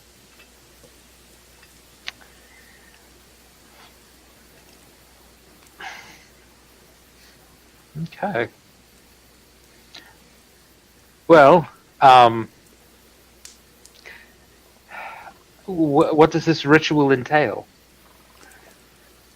That's the other thing. I can't tell you. It's not that I can't tell you because I don't know or that it'll somehow ruin the magic. For every person, it's different. I would like to make an insight check. Go for it. Am I still poisoned? Yes. Or no, you've been cured. Okay. So Commander, you can do it too?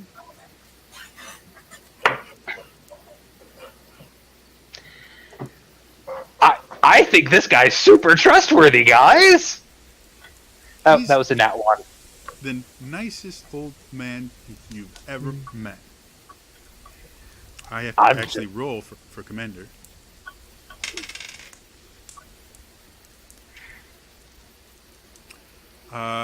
Commander, as you kind of look him over,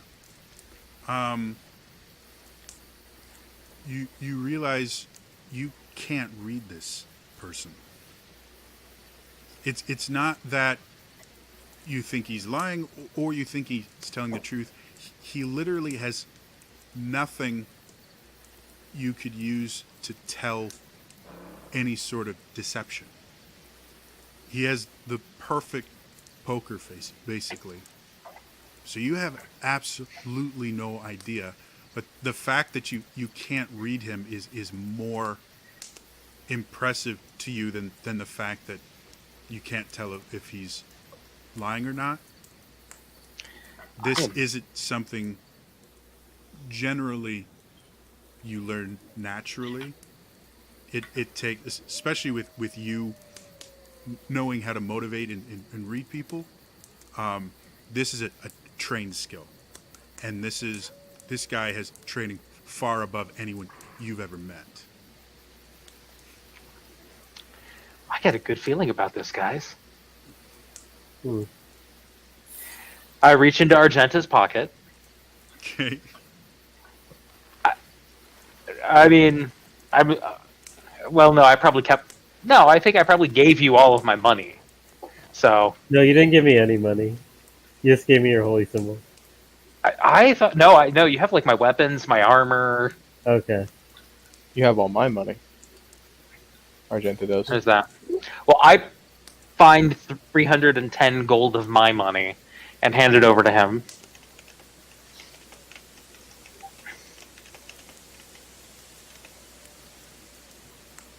Lillian, as this is happening, Commander kind of whispers what I just told you into your ear about the cleric. So yeah, I mean, when do we start? Because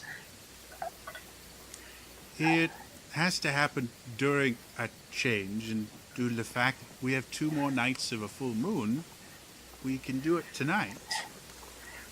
I'll require half the money now.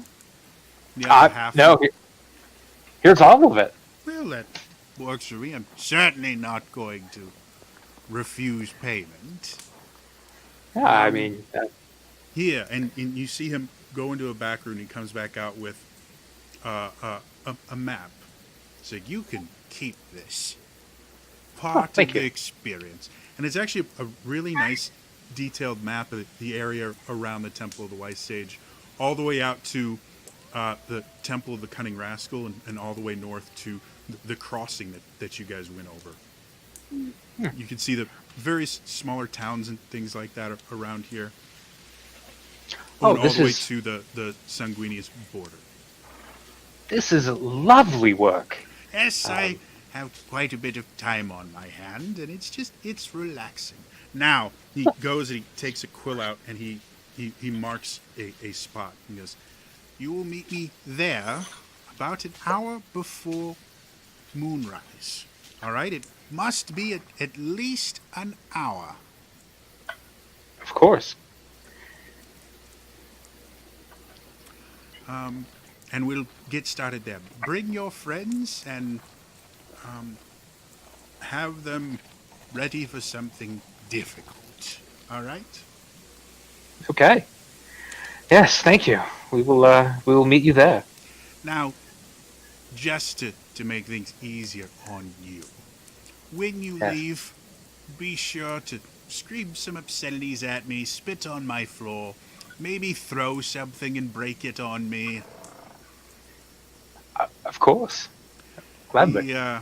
They don't think very kindly of me here, and if you get a reputation of being my friends, well, let's just say things get rather annoying very quickly for you. Yes, very well. Okay, well, we will see you an hour before moonrise. Thank you. Wonderful. And I'll we'll start going outside, and as we get outside, I'll just what a waste of time and money. I'm just done with this place. Yeah. I knew I should have listened to that large, attractive man. Let's go. So as you come out, the guard comes up to you and goes, "See, told you I so. You should've- didn't want to go there. Don't worry, me and my men will rough him up for you. How much money did he take you for? 3 copper. It's fine. We'll make Oh. sure to get the money back for you. Just come back tomorrow sometime. Go in and ask Yeah. for me. The name You know is what? Philip. I appreciate that, Philip. Just if you get the money back, just give it to the temple. Well, you're certainly a very generous person. Well, luckily it was not a very expensive lesson for me, but it was a lesson all the same. Will be for him. We've done our very best to try and get him to leave, and he just doesn't seem to get it into his head. Maybe this time Right. he'll learn. Maybe. All right. Well, thank you very much. We'll be on our way. Thank you. All right. And you see him go over and get a couple more guys, and you see them start heading into the room. You guys head out? You've got Yeah. probably about 5-ish hours before I- you need to be there. I hope they don't beat him up too much. I'm gonna look around the stalls. Are there any that are selling healing potions? Yeah. There's quite a few. There's one that sells them in multiple colors. There's another that sells them in various flavors. I'm going to get purple, grape, and orange. So you go up to this kind of weird looking guy, and he's like, it's so wonderful for you to be coming to my place. Come look at all of the wonderful flavors. I have crazy cherry. I've got blue lime lightning. What flavor are you looking for? Do you have? I'll take one of the grape, one of the blue lightning, and one of the orange. Fantastic. Would you like one served over ice? I call it a slush puppy. They are No, these are very popular with the kids. to go. Oh, okay, not a problem. He goes and gets those. That will be okay. 200 gold pieces. I know they're a little cheaper normally, right? It's a fantastic question. You don't know. Yeah. Okay, I'm just gonna. But I'm buying a little in bulk. Could you lessen the price a bit? And I kind of smile at him. roll me a persuasion check. That is a 15. So he looks at you, he's like, well, you're such a cute little girl. Maybe I let it go for 175. All right, then I give him the money. Okay. The three healing Just an potions. FYI, healing potions run 50 gold Yeah. per the PHB. So, and these are flavored for your no. Anything else you want to do? And these are just standard. They did have greater potions if you wanted them. They're just much more expensive. Yeah, these will be good. This is just in case some of us go down during that thing. Cool. Which are the greater? That's a fantastic question. I want to say, where's my DMG? Now here's my question, Argenta. Hmm. Did you use your own money or Henri's money for those My potions? own. Who uses their own money?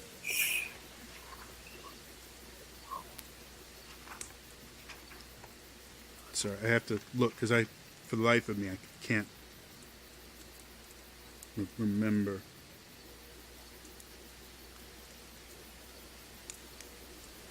Speak amongst yourselves while I do this, so people aren't completely bored. I mean, I can describe clouds Henri's been looking at for the past few hours. Guys, D&D Beyond. Are you ready for President too? Yeah, guys, I have such a good feeling about this guy. He seems so trustworthy. I didn't even have to tell him what was going on. He just knew. I don't know why and I mean, I'll admit the fact that he's not like kind of like the black sheep of that place kind of makes me feel better because I got kind of a weird vibe from everything. Like this is like one of those like mega churches. Like, you know.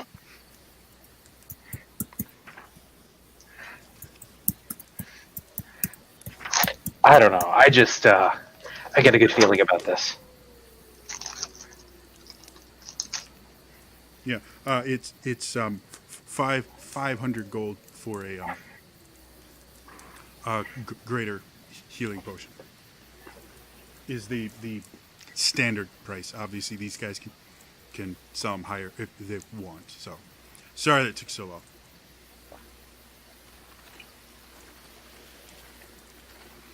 So, Commander, did you want to try and pick up a greater?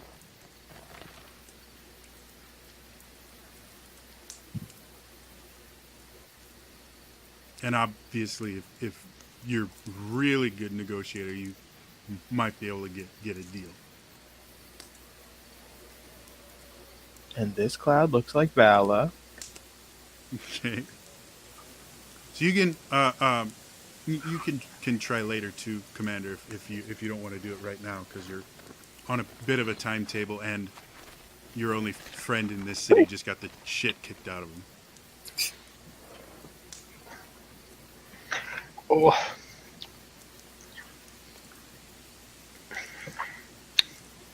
Man, that Philip is just kind of not a very nice person. And maybe after I get rid of this lycanthropy, I may have to teach him a lesson. The vigilante. The vigilante will strike again. All right. So, anything else you guys want to do while you're in town?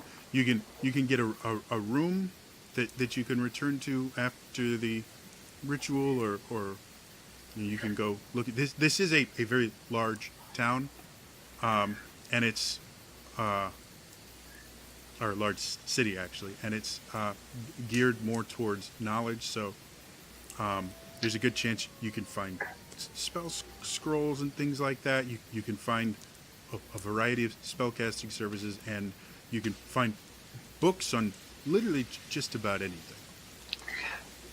I mean, This is kind of the center of knowledge for basically all of the three kingdoms. This is the greatest collection of knowledge. I feel like I want to go and try and find some information about Bardic Inspiration and how it works to go back to kind of what we uncovered in that cavern. But at the same time, given what I look like right now, I probably today's probably not the day that I want to go searching for that information. That's probably tomorrow morning. I think today I would just like try to see if I could find a like a clothing shop and get like a nice dress and a nice set of traveling clothes so that I have something nice to change into All right. after night goes off without a hitch. Okay. So you ask around, where's a decent clothing shop, and they point you to this place. It's called Divine Inspiration, and as you come in, you see this kind of wiry, almost lithe person sitting behind a desk, and as soon as you come in, he goes, "Ah, bonjour, comment ça va?" Oh, Bonjour. I am so sorry. I'm so used to speaking my natural tongue. Hello, it is wonderful to see you in my shop. What can I do for such a beautiful young lady? Oh, you're too kind. I Of have course been I am Jacques, the Magnificent. I am Yes, you- to everything. You That's certainly proud. are. Go ahead and make an insight, or no, you wouldn't be able to know that, Henri. Yeah, no, I just in my head thinking back to lore. If someone I- else wants to make an insight check about his, well, Vala would recognize it. It's obviously a Drow accent. Okay. Yeah, Yeah, that would work. he seems to be Drow. No, not in Oh. the least. He is pasty white. So if you want to run an insight check, you might be able to find more. Ow, ow, ow, ow, ow, ow. Sure. I don't know anything. Okay. You think he must have a Drow like uncle or something? I don't know, but he seems fabulous.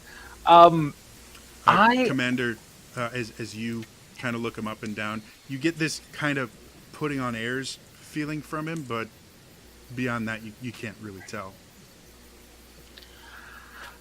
I'm just looking for, I've been traveling a lot, and it's good to be in civilization again. I know And I'm just- exactly what you mean. I recently had to go all the way to the Holy City to get the most amazing silk in the entire Three Kingdoms. And oh, zut alors, it was a nightmare. There was trees and insects and dirt, and it was just unpleasant for everyone. Oh, I am so sorry.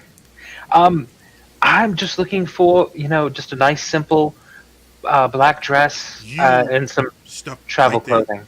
Do not say another word. You have been lied to. You have been told that you can wear simple clothing, but you are a goddess.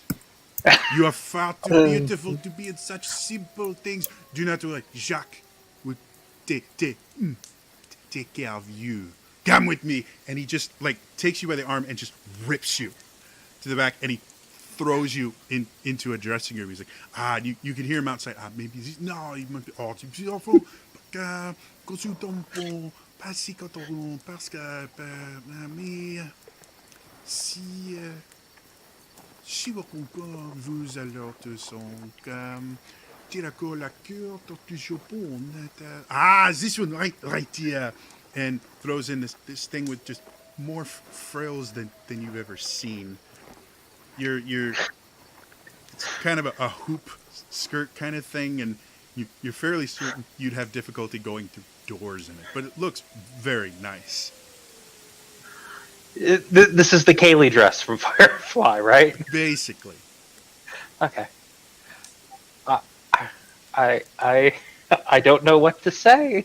Oh, you will look beautiful in it. Go ahead. No one is speaking. I will try it on. The one thing you're most impressed about, um, you've had tailored clothes before, but it's a rare experience for you. Right. Because there's been a few people that have paid the vigilante in services rather than coin, and one of them was a tailor, and so they tailored some of your stuff, and it's this weird feeling when you wear something tailored because it just fits perfectly, and when you put this on, you're surprised that it's not quite tailored, but this guy has an eye for sizes, and got yours perfect. It is beautiful. Come out, take a whirl, let your friends see how beautiful you look in it. I come out and I whirl around. Brings a tear to my heart. Oh, it is lovely, but it seems very formal. You Like looking if I was going to a ball, this would be perfect. you looking for something a little more casual? I know exactly the thing. Go ahead, go back in. I will find you a perfect thing. I will go back inside. You, Yeah. yeah, Lillian. Not very practical either. Well, practicality. Who needs it all the time? Right. She's a You stealth go back in and you take the dress off. You can hear cool. Vu je te concoute, tiens pas. Pour le petit pont. Tu as le pâte pont, capitaine, couche au ton pont. Des matins du beau, les petits ponts. You see, he's starting to sing now. And he sticks his arm through with another dress, and this one, very very nice, but it actually much more of a kind of casual look. The skirt part of the dress has a lot less floof to it and a lot more give, so you can move around a little bit. It's not quite combat attire. Yeah. No. This is. Yeah. This is perfect. I love it. Of course, it is perfect. You're talking to Jacques. I never recommend anything that is not perfect for you. And then I just need a set of traveling clothes. Traveling clothes. For someone so beautiful, you should be traveling in the lap of luxury. You should not be walking on your own. But I understand the needs of the beautiful do not always coincide with what they deserve. Give me a moment, let me look. And it takes a little bit longer, and suddenly just kind of thrusts in. And this is a kind of a large, kind of like thigh-high boots with, can't remember what it's called. A pleated skirt kind of thing. Okay. Something that gives you a lot of range of motion. Still looks fairly nice and stuff like that, but it's something that you could move around in. You would not ever want to try and put armor on top of it, but you Okay. can definitely move around and fight in it without too much difficulty. Perfect. Come I out, love- come out. We have to see how you look in this. I come out. Oh, I twirl. look. And he goes over and just takes Liliane and just kind of brings you in close. He goes, does it not bring a tear to your eye? Speaking of your eye, look, I could do the same thing for you. Give you beautiful clothing. This looks all. There's blood on your clothing. Maybe we go away from you. You are, and goes over to Argenta. Are covered in dirt. No, we will not go. And- How about I box up that other one? You can wear that one out if you would like. I can box up your old clothing, or what would you like? I'll switch back into the old clothing for now. Don't want I to need get to the take- new beautiful clothing. I understand. Traveling with the You are dirty so one correct. and the bloody one. Yes. I understand completely. You do. How much do I owe you for this truly wonderful? Well, let's see. We go. I need to go.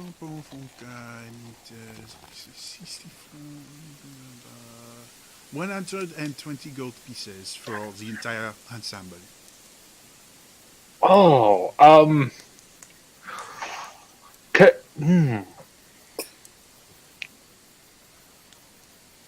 I'm not going to say it's not worth 120 because clearly Of course it is. it is. Do you Unfortunately- think Jacques would try to overcharge you?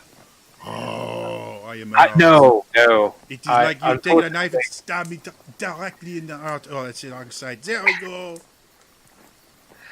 Unfortunately, that is just a bit more money than I have right now. Would you take 105? Make a persuasion check.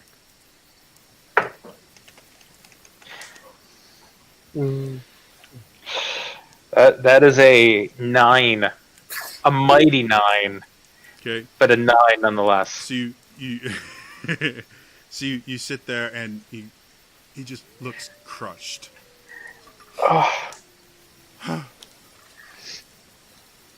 I will be out, living without an house, but because you look so beautiful, I can do that. I will spread your name across the continent. And make the sure all- continent already knows who I am, but it will make you seem much, much better, knowing that you buy your clothes from me. Yes. Thank you. And I'm in your debt in so many different ways. Wonderful. Have a lovely day, and perhaps if those two ever bathe, they can come back and get clothing as well. Yes. However, this one here, and she comes up to the commander. I could put you in a suit that would make you irresistible to the ladies, even the blood-covered one.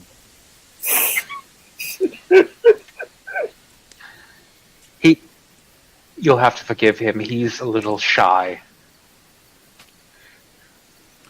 All right.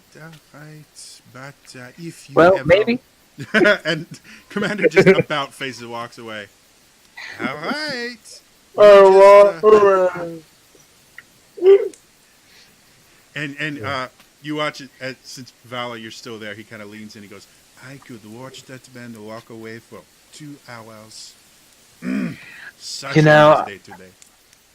Yes. I get to travel with that. You are a Thank very you. lucky woman. I must go Thank back you. to my shop now. Enjoy your purchases. I will. Thank you again. And I hope to cross paths with you again one day. Of course. Just remember Jacques the Magnificent. I will not forget it. All right. And he goes back to his shop. Okay. Argenta's just like, I'm not covered in debt. What's with people? I mean, you have rather destroyed that dress I lent you. Yes, that's why I mostly switched back into my old clothes at this point. All right. Well, what time is it now? It probably took better part of an hour and a half. So you have about 3.5 hours until you need to be out there. And getting through the city, because of how packed it is, it's going to take you a solid half hour to an hour. Okay. Because you're kind of in the center of the city now. Well, Well, where to next? Did you want to find an inn, or do you want to rough it? I know Henri's not going to want to come into the inn. That's true. I mean, we can rough it if we need to. I would hate to see him sitting out in the woods by himself.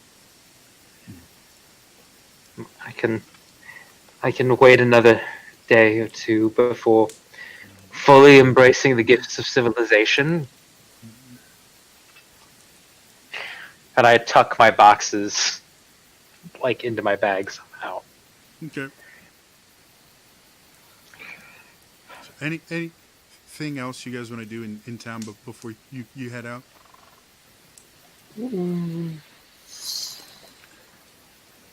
I think I'm good. All right. Nope. So you guys head out. You get to the spot a little bit early, and wait there. You meet up with Henri. It's about 20 minutes outside of the wall, so it's far enough away that you can see the wall, but someone like patrolling the wall would not be able to see you with the forest and everything. So Perfect. you guys wait there for about 20, 30 minutes. Eventually, Pappas comes out. And you see him walking with a bit of a limp. And as he comes out and kind of brings his hood down, you see his lip is split. He's got a shiner, pretty bad one. And it looks like his nose might have been broken, but has been set. I'm terribly sorry. Oh, don't worry about it. This is normal. If it wasn't for the fact that I'm performing this ritual, I would have fixed it all up already. Would you like me to? I'm skilled in healing myself. You will need that. I would recommend highly against any sort of excursion or difficulty. You will need all of your strength. Okay. Commander, go ahead and roll me a perception check. And I want to help him. Okay. So you can roll it with advantage, Commander. So as you guys get there, you watch Lilian and Commander just kind of wander out and check the perimeter, as you've seen them do quite a few times. Commander, one of the things you notice, it seems people are actively avoiding this place. Like, you don't even see tracks in this area. So, yeah, there's, as far as you can tell, it's no ambush. You do find Henri as you're going around, because it took him a little longer to get there. But he meets you, and yeah, Henri, you notice that as you were traveling through the woods to get here, people actively avoid this part of the woods for some odd reason. That's probably why I'm there.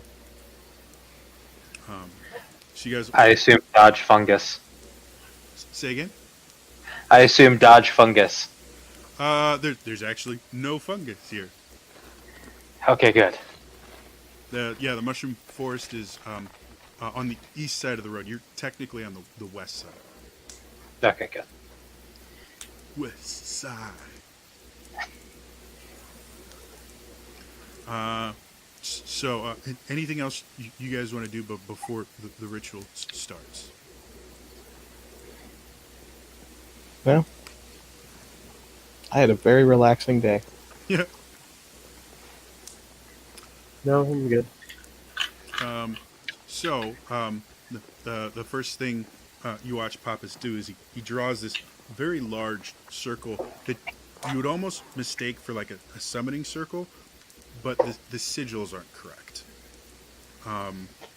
Summoning circles or teleportation circles, I mean, are arcane in nature. They have arcane sigils and things. These, it did have sigils, but they're not arcane, and they're not actually divine either, as far as you can tell. Do I recognize him from the basement in Dorme by chance? Make me a history check. Alright, just give me a moment. 18. Wow. So, looking at them, the sigils in the basement in Dorme were not technically arcane, but they had kind of like the same root language, like how Romantic languages are all Latin based. The sigils were not arcane, but they were arcane related.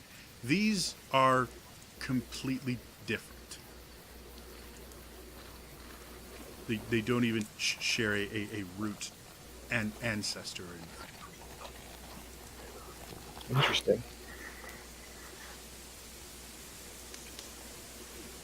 So That's all.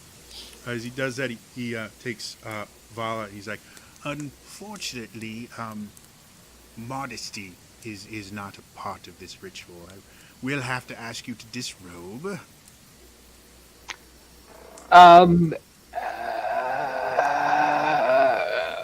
Okay.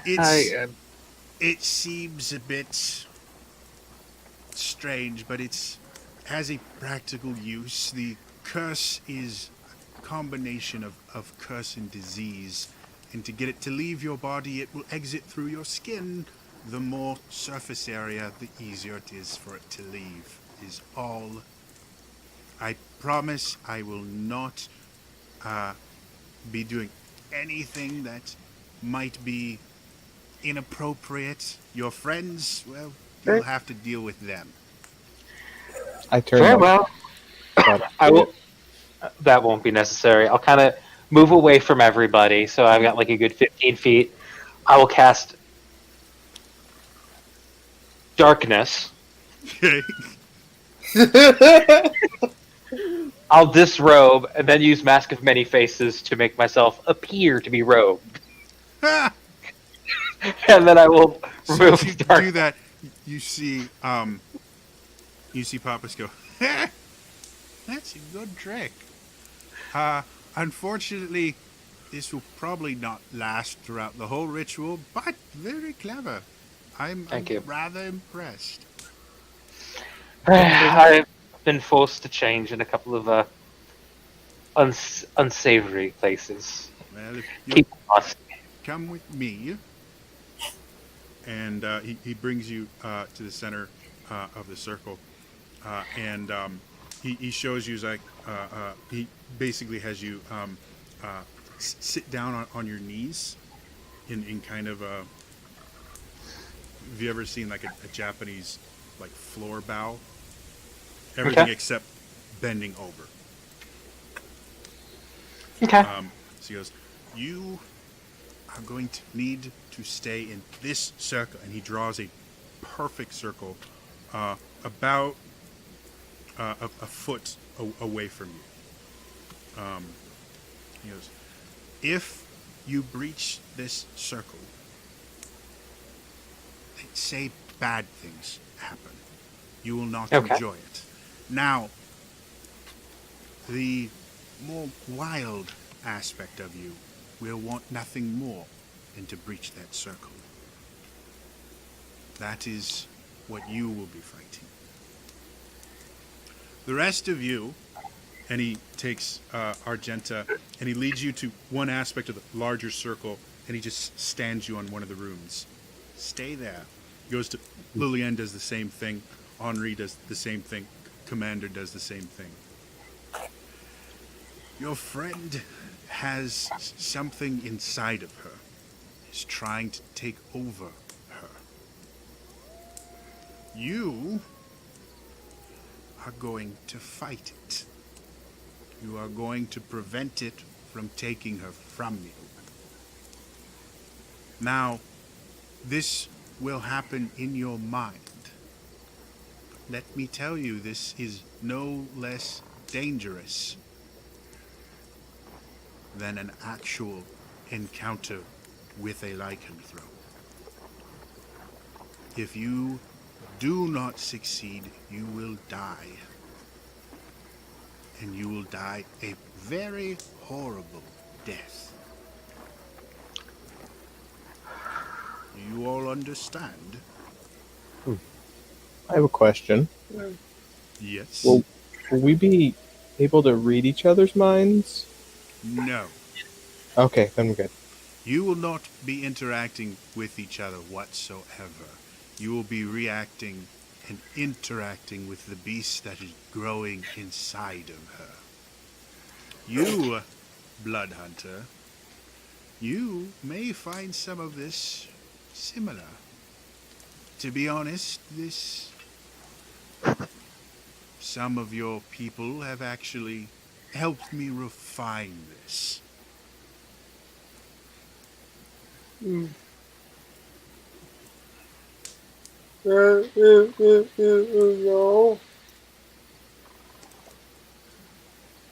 Sorry, what did you say? I didn't get that. I just said that. No. Okay.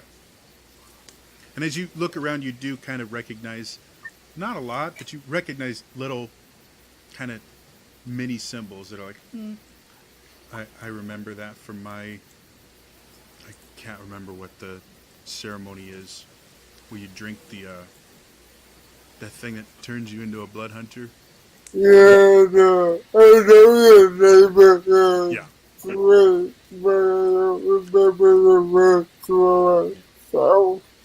Anyway, so you're like, oh, yeah, this is kind of blood hunter-ish, but there's a lot there that you don't recognize at all. Yeah, it'd be like so clear and I right Okay, so there. he gets back to being outside the circle and goes, okay, are we all ready? I think so. Ready will ever be, I suppose. All right, then. Pray to whatever god you worship. They won't be able to help you here, but I hear it's rather comforting. As he says that, he slams his hands onto the ground, and the entire circle starts to glow brightly. You guys, this huge wind whips up, and all these sticks and brush and everything is just whirling around everyone, and suddenly, silence.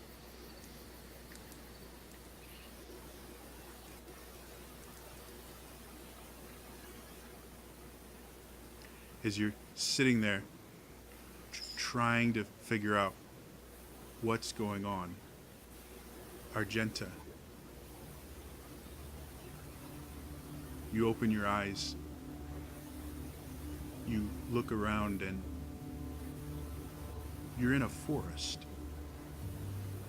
but the trees are made of light, and the ground and the sky is made of a darkness so complete it has form.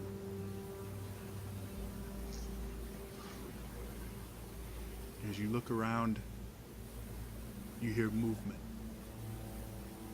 but you can't tell from where.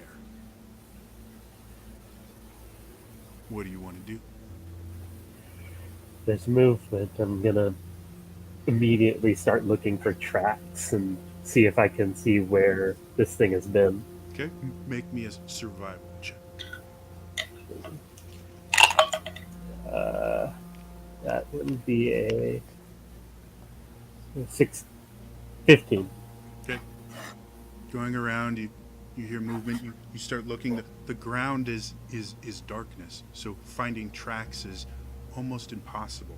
But suddenly, as you're about to give up, there's a small light patch, almost as if a firefly has just fallen. You go over to it. You can see a track. But as you look at it, something seems off. You look at it more and more, and you realize it's not the track that's off, it's the size. This track is too large. This is larger than the largest dragon print you've ever heard of. It's massive. You're now trying to figure out how in the world you could have missed it. You hear more movement, this time larger, like something scraping against trees. What do you want to do? I'm going to move with the tracks, but now I'm going to stealth into the trees to see if this thing comes across me while I'm tracking it. Hopefully it won't see me. Okay. Good. Roll me a stealth check. And I can stealth at normal pace because of the barbarian in me. 15 again. Okay. So you instantly start looking at these glowing trees and start hiding yourself behind them. You move from one to the next, following this trail that's almost too large to miss. Go to another one. Go to another one.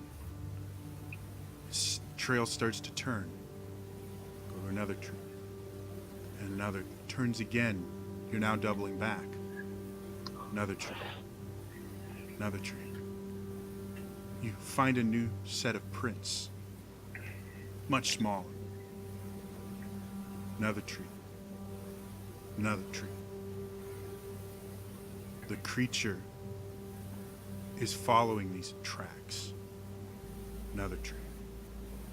Another tree. Starting to get even closer. You can hear the movement in front of you. You realize these are your tracks. It's hunting you.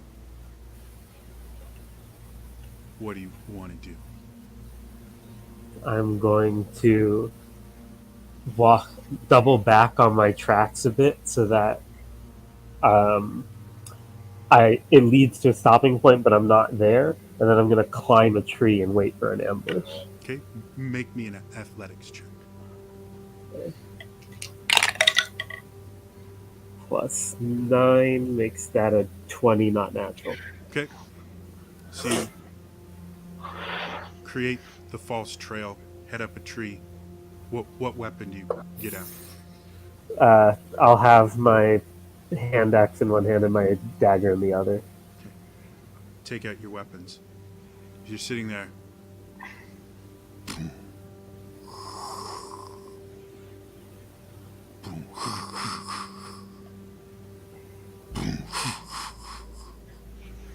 With every step, the tree shakes. You can see other trees vibrating. Suddenly, a tree in the distance falls. And as soon as it hits the ground, its light blinks out of existence.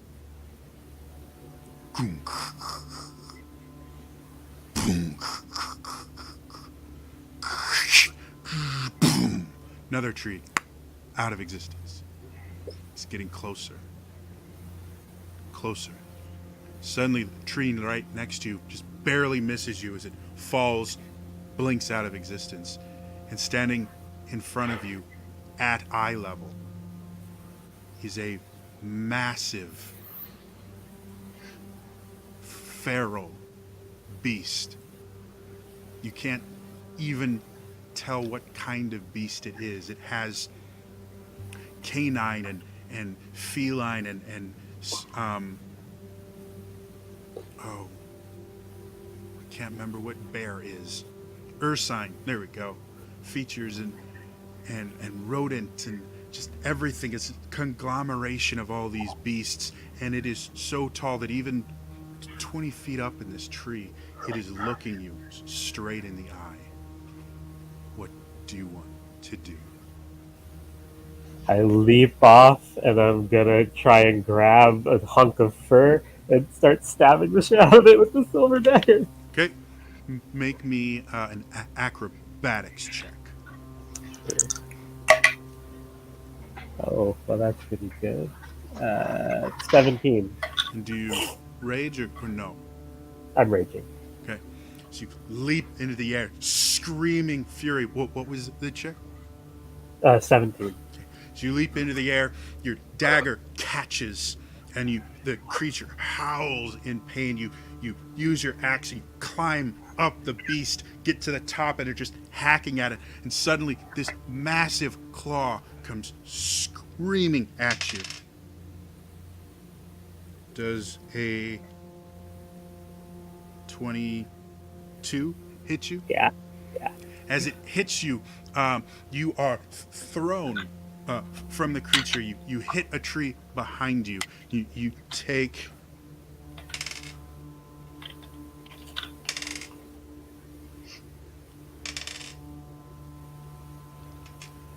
10 force damage as you just slam into this tree and start falling or just sliding down the tree itself.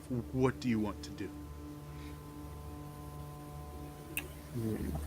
I want to land, slide down the tree, land, and because the creature's so massive, I just want to like get low to the ground and push myself off as I try and dig the dagger into one of its ankles.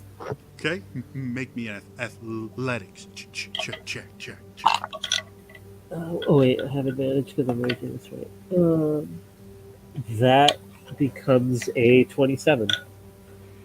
All right, you launch using the natural give of the tree. You launch yourself off of it, go straight past his leg, severing the equivalent of the Achilles tendon. Go straight into another one. You sink your axe into it. The creature's howling in pain. It tries to move around you, but you've got a hold on its back leg and it can't seem to get to you. It starts shaking its back leg, trying to dislodge you. Make me another athletics check. Let's see. That is an 18. Okay, you hold tight. You're not letting go of this, and it doesn't seem to be able to hurt you, but it's not dying. As long as you're attacking its legs, you can prevent it from moving, but you're not going to kill it.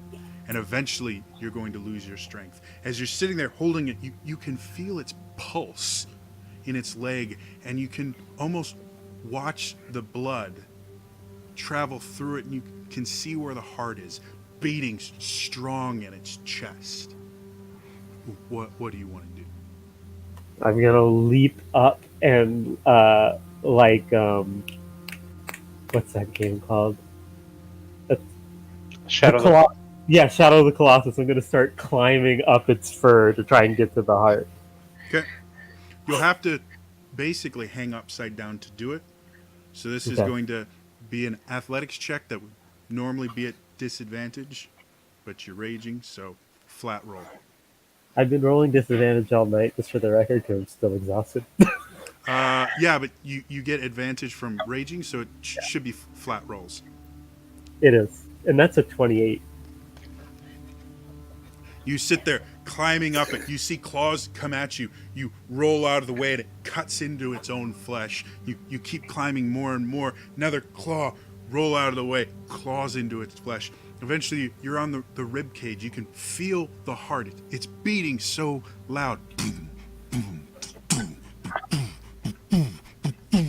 It's almost hurting your ears, like a massive timpani just being slammed and played next to your head. As you see there, you can see this little bit of light. What do you want to do? I'm just gonna get up there, reach back with the dagger that I've been holding in my mouth this entire time, and slam it in twice recklessly. I don't care. Okay, make me a attack roll. And since you're only level 1 exhaustion, I believe that Attackers are not at disadvantage. yeah. Recklessly, that makes that a dirty 20. Okay, so you sit there and you slam the knife in, and suddenly you're knocked off the beast as this torrent of blood comes out, knocks you to the ground, almost drowns you. You're fighting against it, trying to get air, and you see the corpse of it going and falling on top of you. You feel your chest being crushed underneath this creature. You're gasping, trying to get your lungs to fill just one more time with air. What do you want to do? Your vision's starting to tunnel. I'm going to So it's on top of me now, right? Yes, it's collapsed. Okay. I'm going to try and like cut a hole in it so that I can get just one breath of air and then squirm my way out. Okay, make me another attack roll. That is a 17. Okay, you sit there, take your axe, and just cut into it deep, and you just keep cutting. Suddenly, a blast of air as you puncture a lung hits you, and you stand up inside the carcass itself, filling your lungs with the air you need to breathe. Suddenly, you're back. You're collapsed in the circle you were put in. Your chest hurts. You sit there and you taste iron, and you kind of do this. There's blood. Like you were punched in the mouth or something. But you're conscious. And with that, I turn to Lillian. Lillian, as you're buffeted by all of this, twigs and sticks and everything, you cover your eyes to protect them. And suddenly, you look around and you are in a vast field. As you look around, you don't see anything. Then suddenly, there's a figure. And then you look around, there's another one. They have this slight white glow to them. You look around, there's another one. And another. And another. And another. And soon you're surrounded by these figures just standing there, all looking in the same direction. You follow their gaze. There's a giant gateway.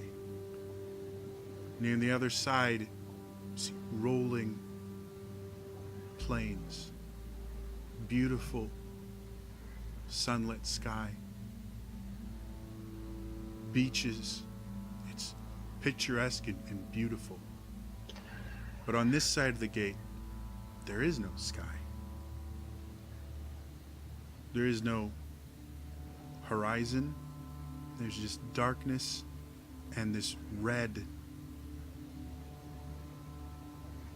almost churning ground you're all standing on. What do you want to do?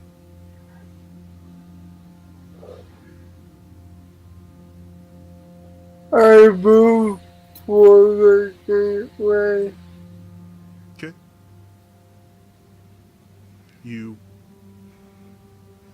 As you start walking towards it, the people get thicker and thicker. They're standing closer together. You notice they're very slowly moving towards the gate. And after you travel about 60 or 70 feet, they've gotten so thick that you can't get through them. Suddenly, behind you, you hear this blood-curdling scream. You immediately turn around and look, and where there used to be someone, there's nothing but a stain on the floor. The stain itself is black. There's this ichor of a liquid there, brackish. What do you want to do? I draw my wall through and ignite my answer to right the radiant. Okay. As you do that and you cut yourself, you notice the blood you're so used to seeing isn't what comes out. It's this same black, brackish ichor. And as it coats your blade and it ignites the light that comes out of your blade is brighter than 1,000 suns. The people around you at first recoil from the light and then are drawn toward you. Do Go ahead. I recognize any of them? They don't have any features.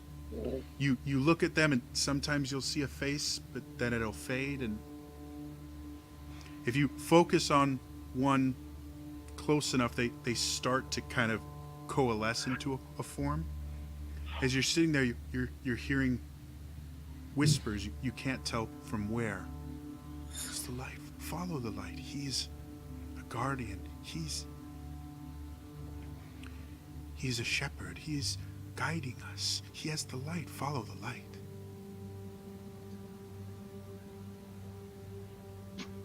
Who? Are you just asking out loud, or are you talking to a specific person?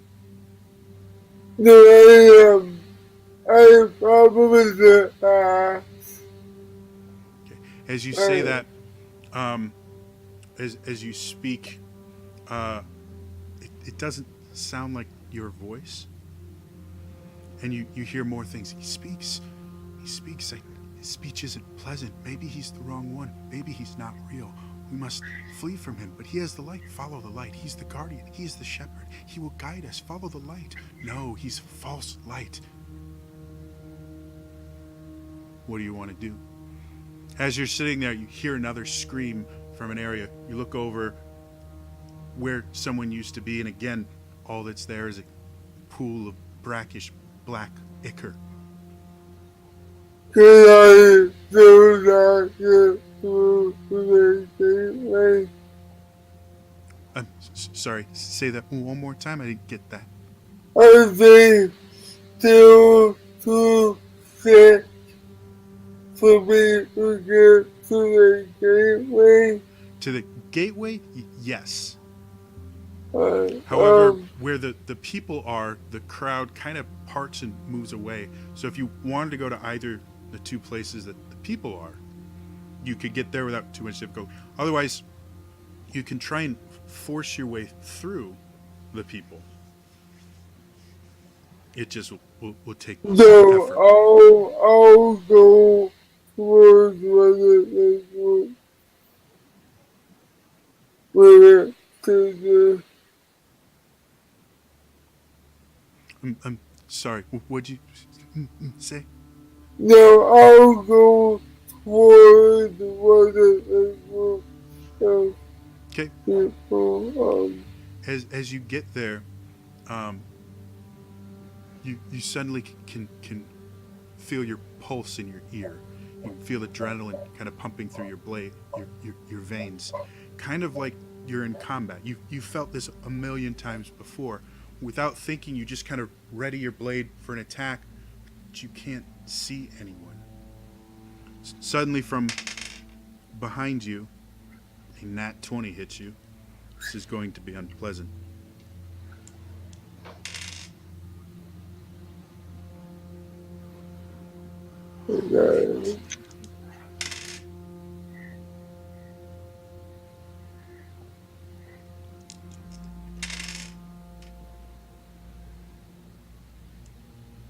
You take 24 points of force damage as something rakes across your back, splitting it open, burning as if you've been cut by a flaming blade. You're knocked to the ground for a moment as you bring your sword around to defend yourself. There's nothing there.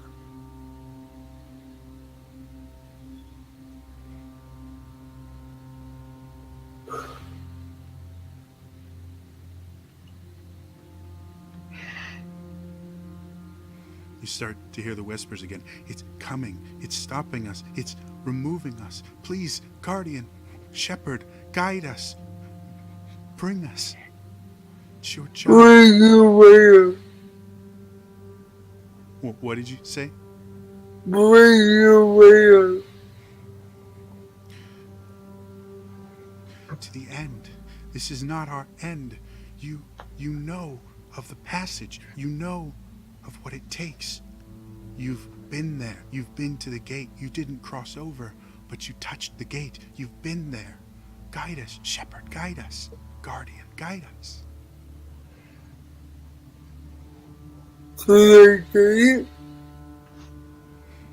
Go ahead and roll me a history check, or Arcana, whichever you prefer.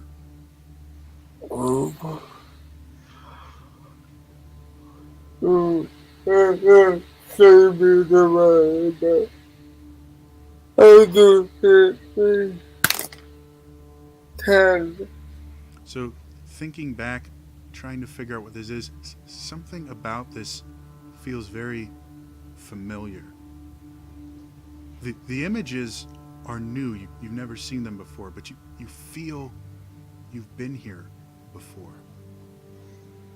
Something about this, you know it's... And then you start to go back many months ago. And you remember lying. And you remember feeling your breath slowing, your heart slowing and stopping. And that brief moment where you could see the afterlife. But you stepped back, came back to the world of the living. And that was the day you were inducted to the Order of the Ghost Slayer.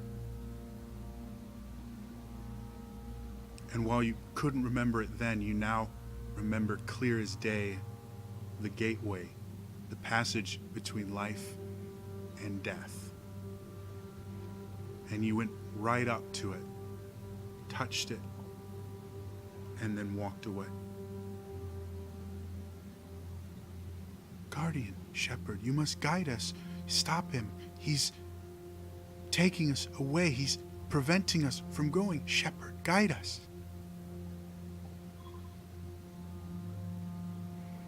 You hear another scream. This time 2 bodies are gone. Hey, you follow me. Hey, you.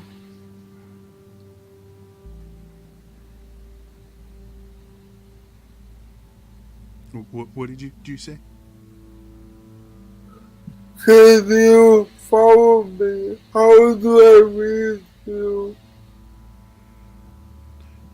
Guide us, bring us through, open the gate, let us through, stop the creature, he's hurting us, he's preventing us from going. Guardian, Shepherd, protect us, save us. I try to for my way where they Okay.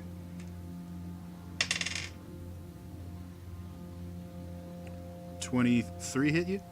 Yeah.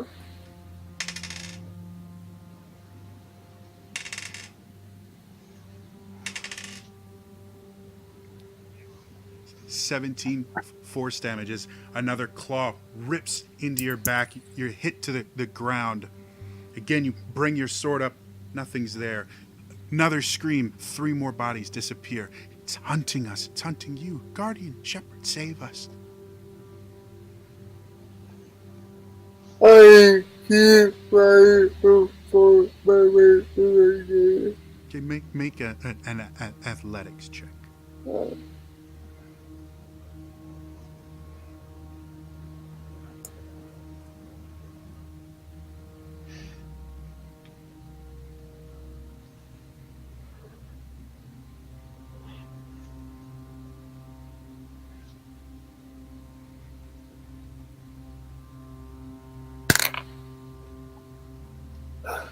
10.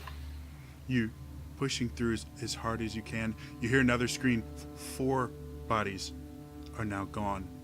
Piles of black ichor. Save us. It's hurting us. Save us. Guardian, Shepherd, Guardian. You control the light. You have the light. Stop him. I believe my throat is right. the look around and see. Okay, make me a perception check.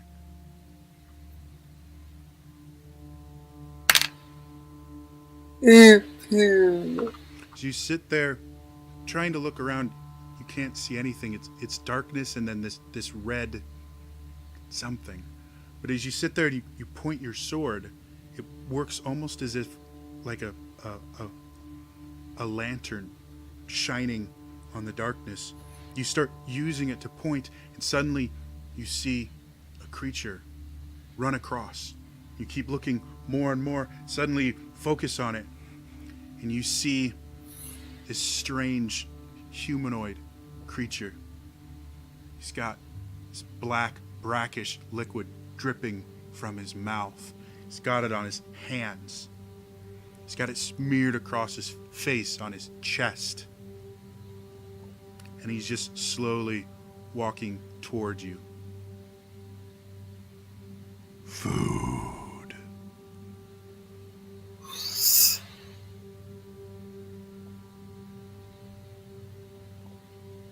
I am sleeping so Okay, make me an attack roll.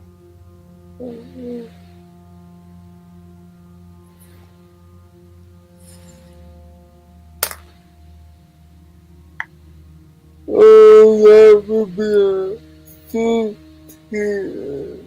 Is that 16? 13. 13. You come forward, you swing at it. He just leans out of the way. Your blade strikes nothing but air. He spins around, brings his clawed hand towards you. That's a 2. You see the clawed head coming towards you. You bring your blade around it, and you block, and his hand hits the blade, and you hear him scream out in pain as it contacts the blade, and you smell burning flesh. It's now cradling its hand, crouched down into a very feral pose. He goes, "Death." I will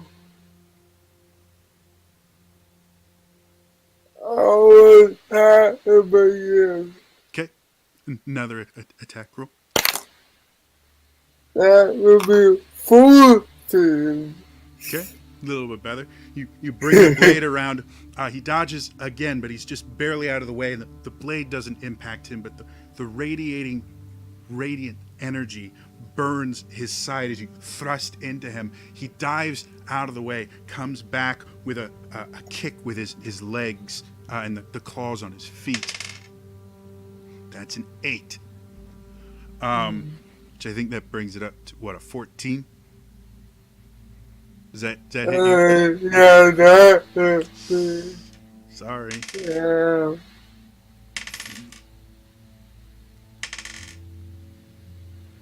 7 force damage slashes across your chest. You can feel yourself starting to weaken. Yeah. What do you want to do? I keep attacking.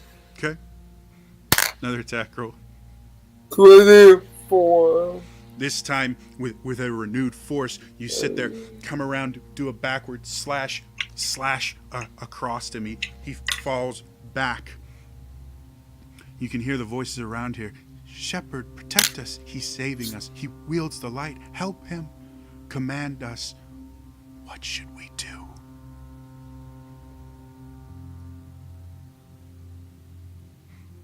What do you want to do? Yeah. Can you attack? Hello. This is you to do.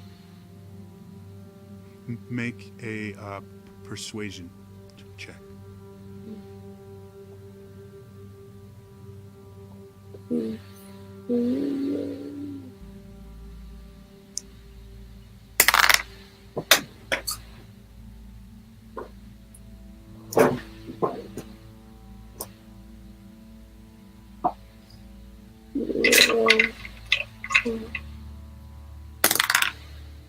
And Okay, you sit there and you implore them to help. Two of them start to just kind of float, become pure energy, and dive towards him. He bats them away, but he's still clutching his side from the burn that you gave him before. The other, the whispers get louder. He's attacking us. That didn't work. What should we do? We want to help. Command us. Shepherd, guardian, help us.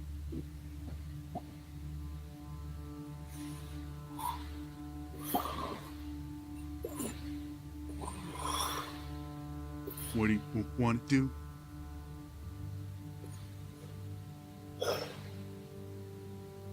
I trying to help me. Okay, make me, this time make me a straight up wisdom check.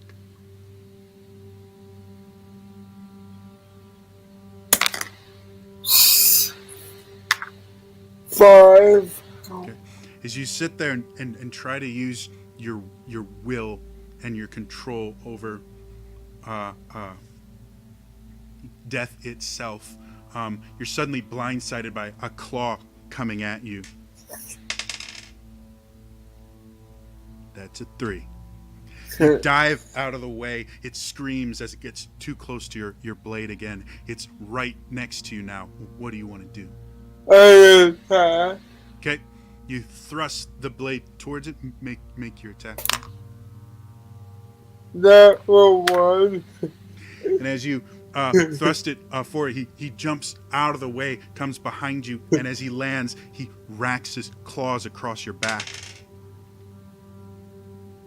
That's much higher. Oh.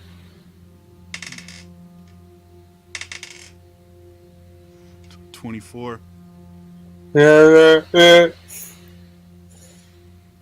Or no, that was the damage. The Oh. attack roll was an 18. Yeah, I'm down. Okay, you sit there and you see everyone around you going, no, guardian, the shepherd, he's fallen. Make me a death save.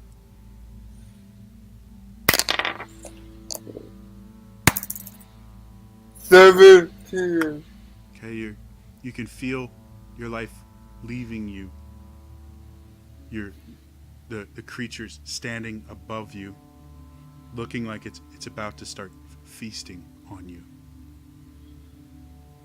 But you're not ready to give up. You're not ready to go. You start to will yourself back. You can hear the whispers around you. Shepherd has fallen. Guardian, we must help. How can we help? What should we do?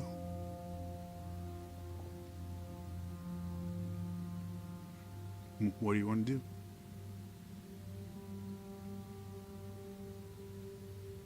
I just want to. I had them you be out. Okay, make me a persuasion check.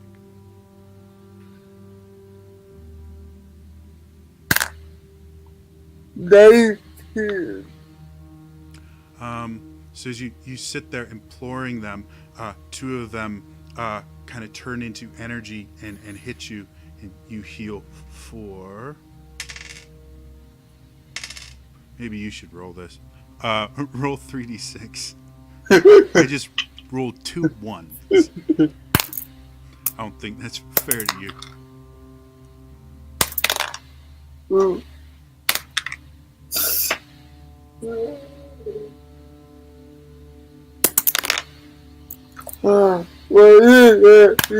here we go. I have 3 and 4. These are 13 hit points. The creature lashes out, starts killing more of them. 5 more fall as he's standing right there, licking his lips as more of this brackish liquid is covering it. What do you want to do? I try them.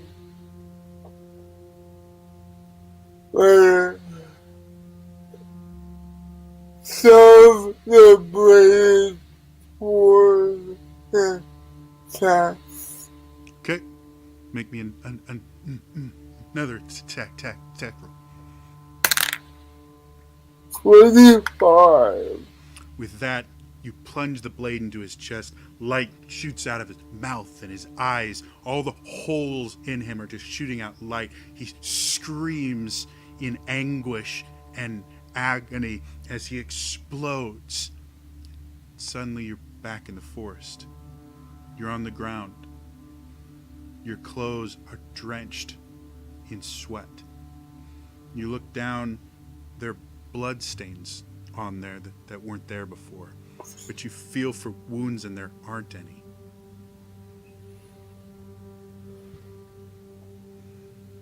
As you look around, it is getting a little bit late, so I'll ask Henri and Commander, we can finish this next time, or we can go through this, probably another 20-30 minutes left. Just because I know you guys are a couple hours ahead of me, we can postpone it if you want. Okay. With that, unfortunately, that is where we're going to end it for tonight.